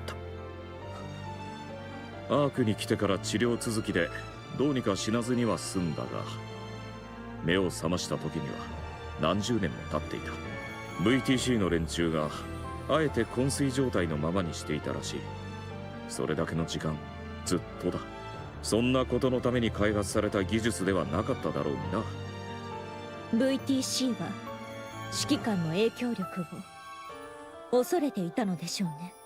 そうだろうな。バーニンガムから聞いていたか？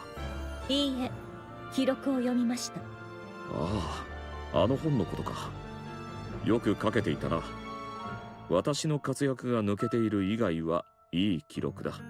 とにかく何十年も死人同然に眠り続けていたところをアーサーという人物に起こされた。目を覚ましてみれば体はボロボロの上に、君たちはピルグリムという知らない名前で呼ばれるようになっていた。それで調べたんだ。細い人脈を総動員して何があったのか。全ての大元は VTC だった。意外でも何でもない。予想通りのことだがな。そんなわけで体を少し鍛えていたら、奴らの中の偉い連中が集まるイベントがあると聞いた。そこへ行って挨拶してやったんだ。壊滅させたそうですね。ああ、一人残らず。いや、一番上には逃げられたか。その功績が認められて厳密には波を起こしたことの方だろうがな。とにかく副司令官に収まったというわけだ。その後は君たちと連絡をつけようと方法を探し続けた。だが君たちの足跡は完璧に消されていて追う方法もなかった。ただ少し性格は変わったりしたが、相変わらず人類のために戦っていると聞いた。すぐにでも飛び出していきたかったが、アークの治療設備がなければ一日と持たない体になっていたからな。誰かに任せようにも地上での探索はリスクが高すぎる。それで何もできずにいた。ピルグリムは人類に好意的だから決して攻撃せずに助けてもらえと指示を出したぐらいだ。それでも一度くらいは試してみてもよかったのでは？どんな顔してそうすればいい？アークガーディアン作戦の大事な時に自分だけアークへ逃げて君たちを何十年と見捨てているんだ。自分の意志でないと言ったって事実は変わらないだろう。だから見守って遠回しに助けるぐらいしかできなかった。今の私は権力だけ持て余した何もできない人間だ。だからといって会いたかった。だができなかった。できなかったんだ。 Anderson lightly taps his side with his fist. A metallic thud. 私はもう君たちと共に戦場を駆け回れる指揮官ではなくなった。情けない。一線を退いた後は地上奪還のためにいろいろと働いた。混乱した軍部を立て直したり、戦闘教本を新しく作ったり、できることはやってきた。だがその時のアークはもうボロボロだった。地上奪還戦に2度も失敗して壊れかけていたんだ。つなぎ止めるだけで精一杯だったんだ。今までずっとな。まあ私の事情はこんなところだ。君がアークにいるのになぜ会いに来なかったか気になるか？天使みたいにバッチリ決めて入ってきたから知らなかったはずがないとでも言いたいところだろう。そうですね。聞かせていただきましょうか。何もかも分かっていたからだ。君がアークにやってきた理由は誰よりもよく理解している。だから会いに行けなかったんだ。どういうことです？君がアークを壊そうといえばきっと私は手を貸すしかなくなっただろう。君と力を合わせてアークをバラバラにした後、エデン万歳と叫んでいただろうな。それでもアークは重要な場所だ。いくら憎かろうと人類最後の拠り所であることに変わりはない。どうあっても守られるべき場所なんだ。それでバーニンガムに託した。バーニンガムは人を見る目がある。勘も働く。ルックス以外に弱点がない。君の本心を確かめてほしいと頼んだ。もし君が昔のままならアークを挙げて助ける。もしそうでないなら。私を殺すつもりでしたか？ああ。指揮官がこの私を？闇に落ちた仲間を涙を流して切るヒーロー。結構王道だろ。あるいは落ちた昔の仲間にほだされて魔王軍につくヒーローもな。こっちもそれなりに人気が出そうな話だ。変わっていないようでよかった。指揮官、私は変わり果ててしまいました。いいや、君はそのままだ。私にはわかる。相変わらず一人で強がって結局は情に流されて大義のために自分を犠牲にする。アークの手を取ってくれドロシー。それからクイーンを倒しに行くんだ。あいつのことを考えていると怒りで眠れなくなる。そうは言っても今までずっと復讐のために生きてきたんだ。簡単には決められないだろうな。だがドロシー、今までしなかったのならそれはきっとする気がなかったということだ。ちょっと失礼。Anderson takes out his あ phone. あ、私だ。分かった。すぐに戻る。昔の知り合いと話をしていた。最近は数字も良好だ。何度も検査を受ける必要はないと思うが。ああ、分かった。直ちに向かう。そうだな。では後ほど。話し方を変えたようですね。副司令官ともなると威厳を保たないといけないからな。だが中身は昔と何も変わっていない。体はボロボロでしっかり老いぼれたが気持ちは昔のままだ。君はどうだ？また来る。監視の言うことをよく聞いて脱獄はやめておけ。指揮官、いろいろなことはありましたがまたお会いできてよかった。まったく年を取ると涙もろくなって困るな。これ食べてみて。チョコミント味のシーフードスナックだって。どう考えてもミスマッチでは。グルメの間では話題だそうよ。ドロシーの評価は参考になると思うわ。味にはうるさい人だから。結構です。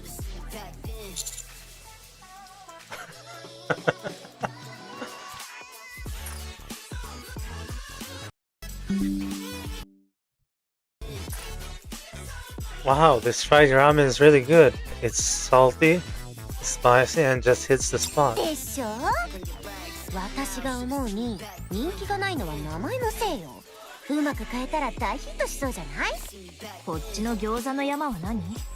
火力が半端じゃない店なんです。あの火力で美味しくないわけがありません。ドロシーも嗅いでみませんか？炎と煙の香りがすごいんですよ。結構です。じゃあこれ花パンというらしいわ。中に豆のペーストが入ってる。花の要素がないかと思いますが。さあ、形が花みたいだから。 Now that you mention it, there are a lot of different breads like that. Fish-shaped bread, for example. 本で読んだことありますよ。昔は本物の鯛が入っていたんだとか。どういう本よそれ。それよりドロシー、なんで食べないの？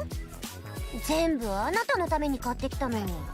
言っているそばから皆さんが全て食べてしまっているようですが。食べさせてあげてるのに全然食べてくれないじゃない。食べさせてもらってはいません。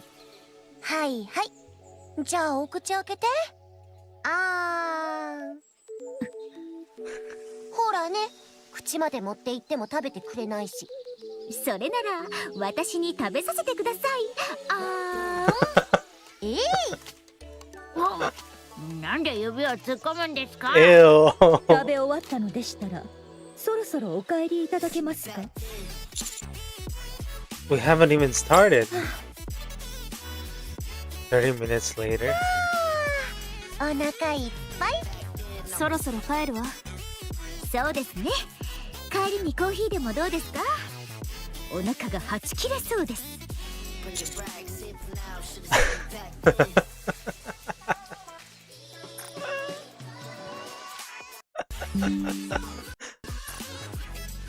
Oh, Dorothy, be sure to eat the creme brulee today, otherwise it'll spoil. もう帰るのですか？ Yeah, we finished eating, after all. 何か言いたいことがあって来られたのでは？本当はアニスが囚人服を着たあなたを見たいと言うから来たの。ちょっと、ラピだって同じでしょ？結構経っていますが服が綺麗なままですね。もしかして立って寝てます？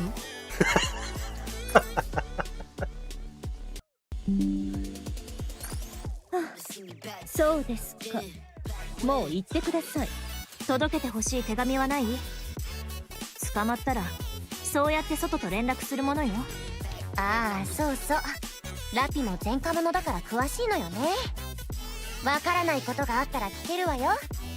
不安定な頃の些細な過ちよ。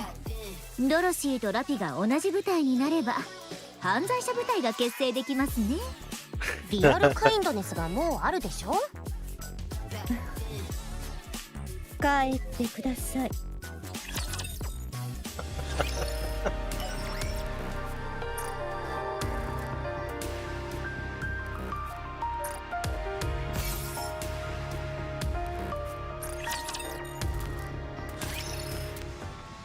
In the central government's main conference で room. は状況を整理しよう。まず最大の問題はアークのエネルギー源だ。出力がこれまでの 20% 未満に落ち、その後も徐々に低下を続けている。その次はドロシー絡みの事件の処理だ。死傷者が出た上にアークの群衆に不安を招いている。同時に副司令官の席が一つ空いた。思い当たる候補はいるか？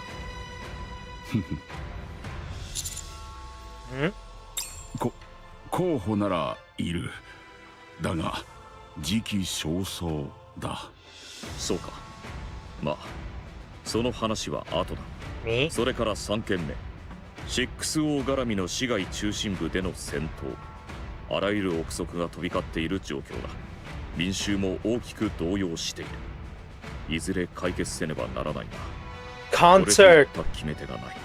エネルギー源の問題解決が最も深刻な課題です。アークの基盤システムが徐々に麻痺していくことになります。現在のところ有効な対策は発見できていません。地上からの物資を増やして補えないの？アーク近辺の資源はほぼ枯渇している。資源調達には遠方に出る必要があるが、遠くへ行くほど危険度も必要な時間も急激に上昇する。それに資源だけの問題ではない。資源を手に入れてもそれを加工するエネルギーが不足している。ピープルのマインドも深刻ですね。ミステリーなグループが目に出来上がっています。いつどこでどうプロブレムになるかわかりませんね。 The conference chamber falls silent. 君の考えを聞かせてくれ。ああ、君なら何かいい解決法を持っていそうだ。Oh shit. なんといってもかの特殊別動隊の指揮官だからな。Everyone looks at me. Bearing the weight of expectation, I open my mouth to speak. I propose the third surface reclamation war. Silent falls over the chamber once more. I press on. The Ark's power source is effectively beyond saving, which means we would have no choice to abandon the Ark. The surface has more natural resources in abundance, such as sunlight and water. In contrast, the Ark consumes vast amounts of energy just to sustain light and water sources. Yes, our infrastructure will falter at first, but we can just sit back and wait for death. Everyone in the conference room listens quietly. I propose the third reclamation war with Dorothy leading the charge. We legitimized everything Dorothy said. We announced that all of this happened because the Queen descended on the surface. We attribute the string of incidents that occurred in the Ark to the Queen. The central government kept all this secret to prepare for the third reclamation war. But in the wake of Dorothy's revelation, decided to go public to prevent anything worse.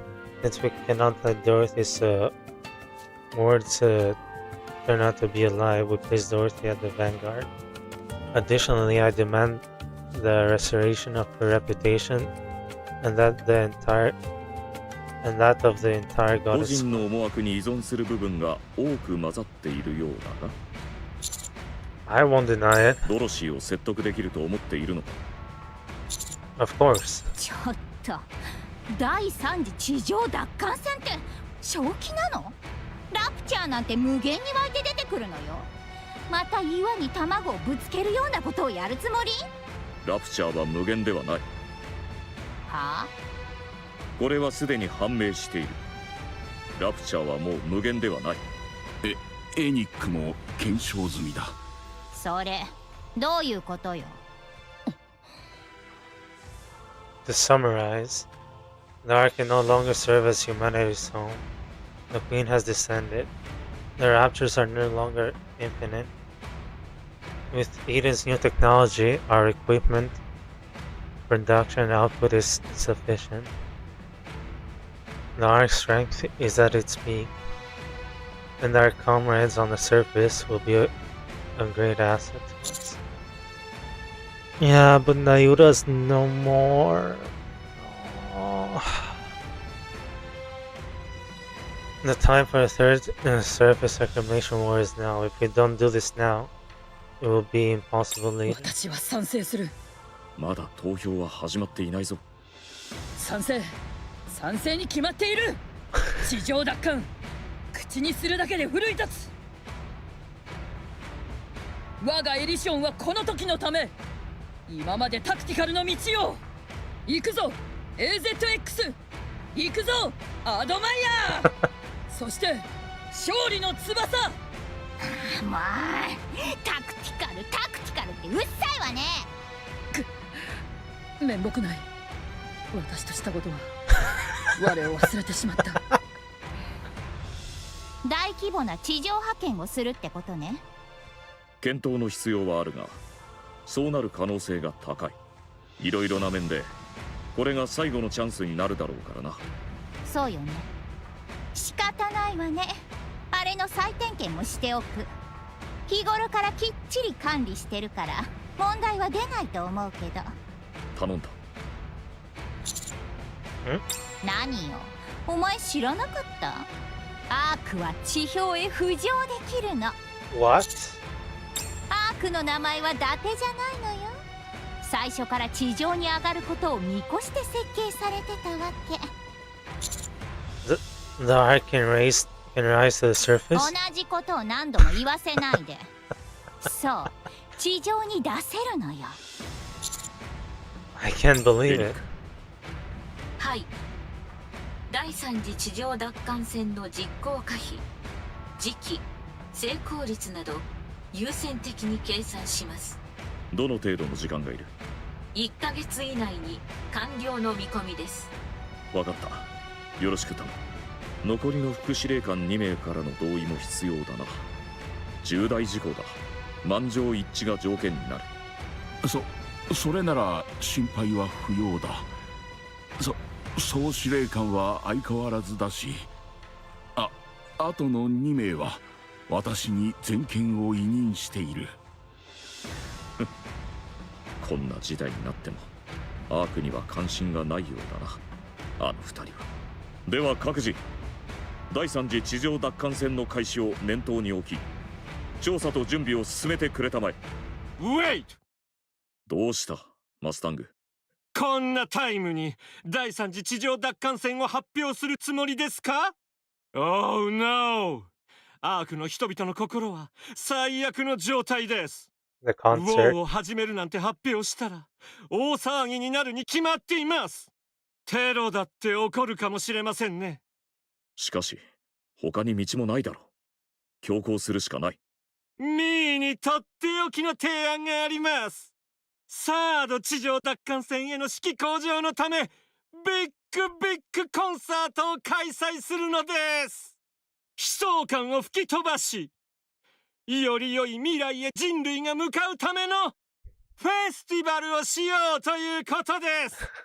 ミーはそれがベリー得意です。プロ中のプロとも言えるでしょう。But それにはビッグなマネーが必要になります。ワンタイムでは終わらせません。複数回にわたるビッグコンサートを連続で開催します。アーク市民の心をがっちり捕まえるのです。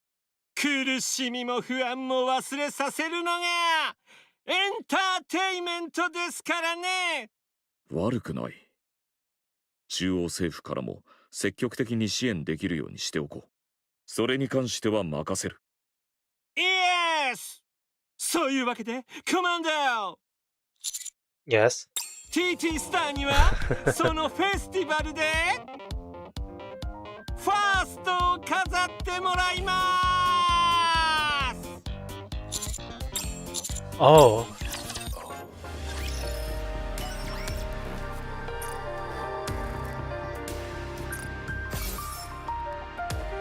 No! I can't believe I'm caught up. Oh, thank you. Thank you. 気がついたか。社長。教官と呼べ。は、教官。大停電の隙を狙って禁書庫を漁ったそうだな。ドロシーに関わる資料を盗み出し、それを不審な男に襲われ奪われた。間違いないか？えへん、その通りです。堂々と胸を張れるようなことか。アルカナの通報があったから手遅れにならずに済んだ。あと少しでも遅かったらどうなっていたかわからん。まあそうならなかったわけですし、はあ、それでアルカナさんは禁書庫の資料を外部に流出させた。相応の罰を受けることになる。私が盗んだだけです。あちらは被害者ですよ。被害者を処罰するなんて企業の横暴では。まだ話は終わっていない。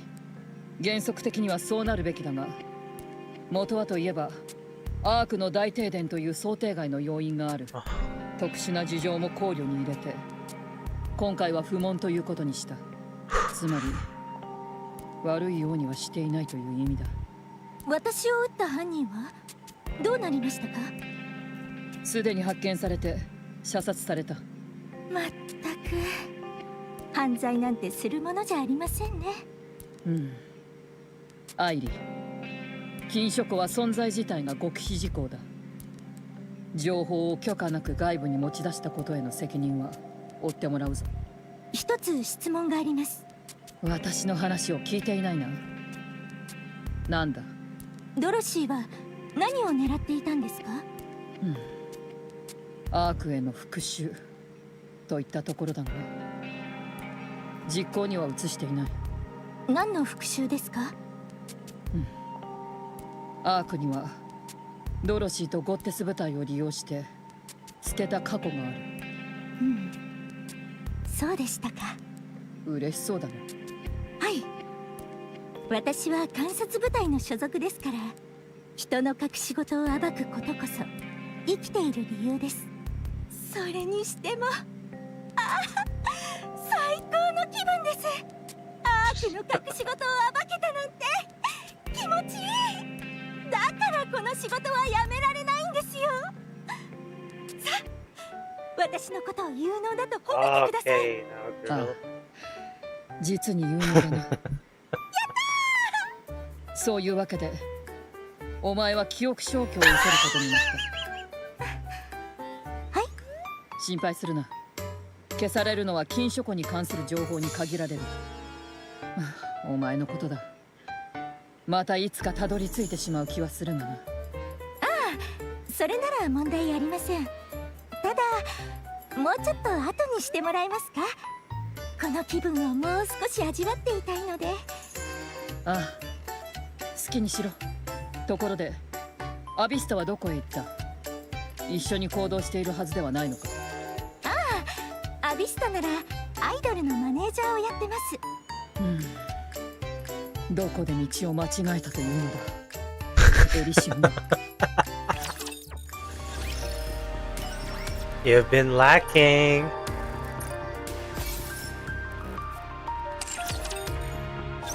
You've been soft with them.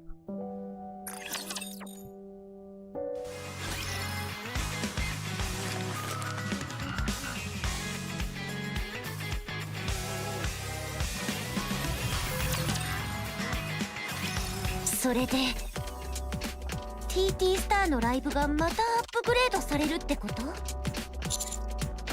Yes。 それも第3次地上奪還戦記念イベントの一発目を。責任が重すぎない？そうですね。そうよね。私たちだけじゃないんでしょ？さすがに規模が大きいし。There may be some supporting acts, but it's essentially a TT Star solo concert.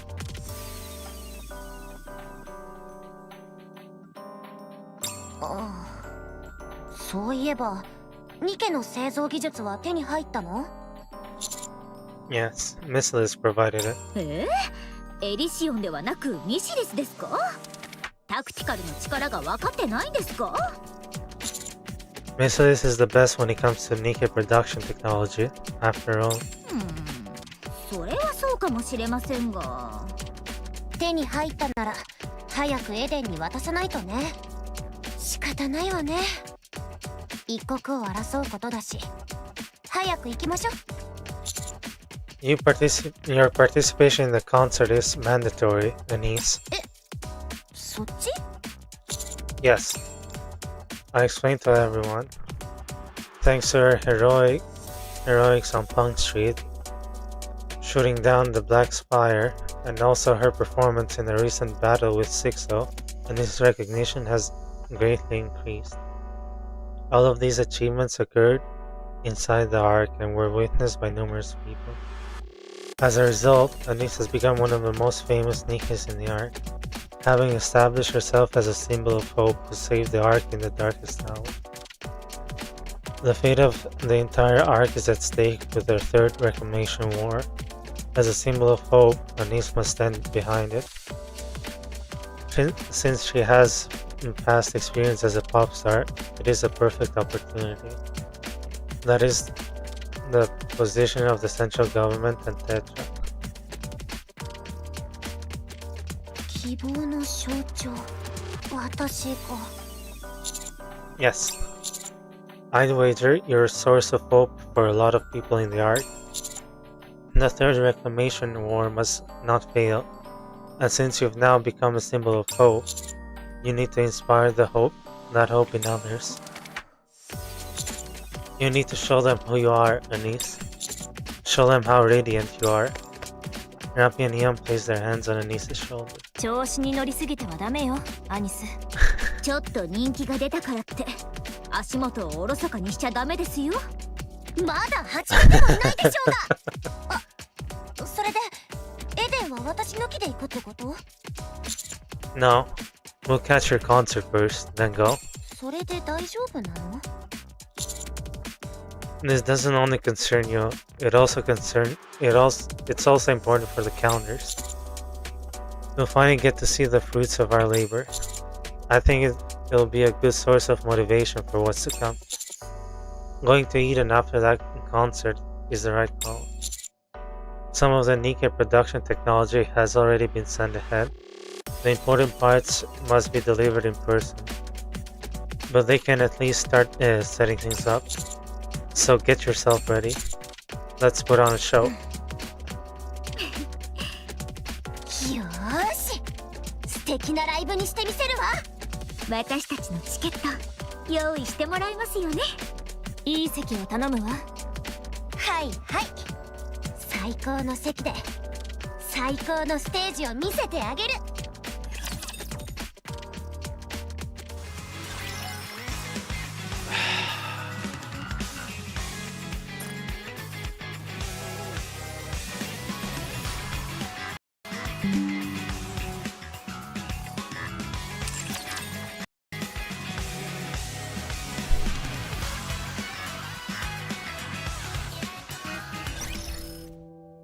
もう少しここにいてください。スイーツも時間もたくさんありますから。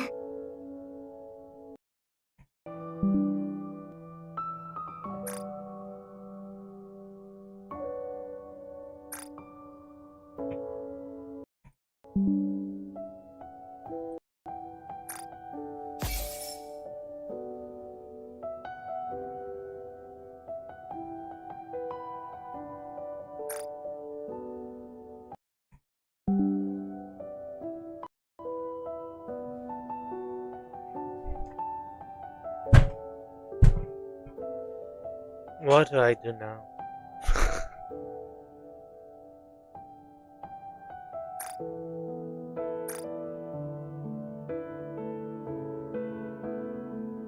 Well, we can do Project Matisse tomorrow. So that's what we'll do. Oh wow. Their campaign is I can speak amazing and incredible. What was I gonna say?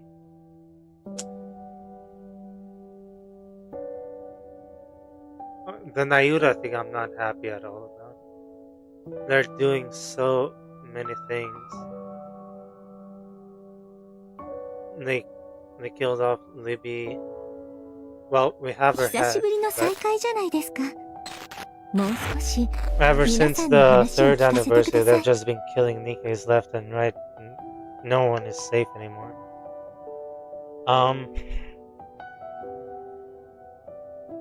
I don't know. I hope we get 輝かし Nayuda い時 back 代でしたね。 because there's no みん way な一 that's 緒だっ all she does in the た。そ story. れだけで十分でした。 But now we wait for chapter 47, 48. Cindy and the others are, who knows what they're doing. We have to check up with them. Maybe it'll be an event. But I guess we'll see. Anyway, I'll catch everyone tomorrow with Project Matisse. Goodbye, everyone. Take care.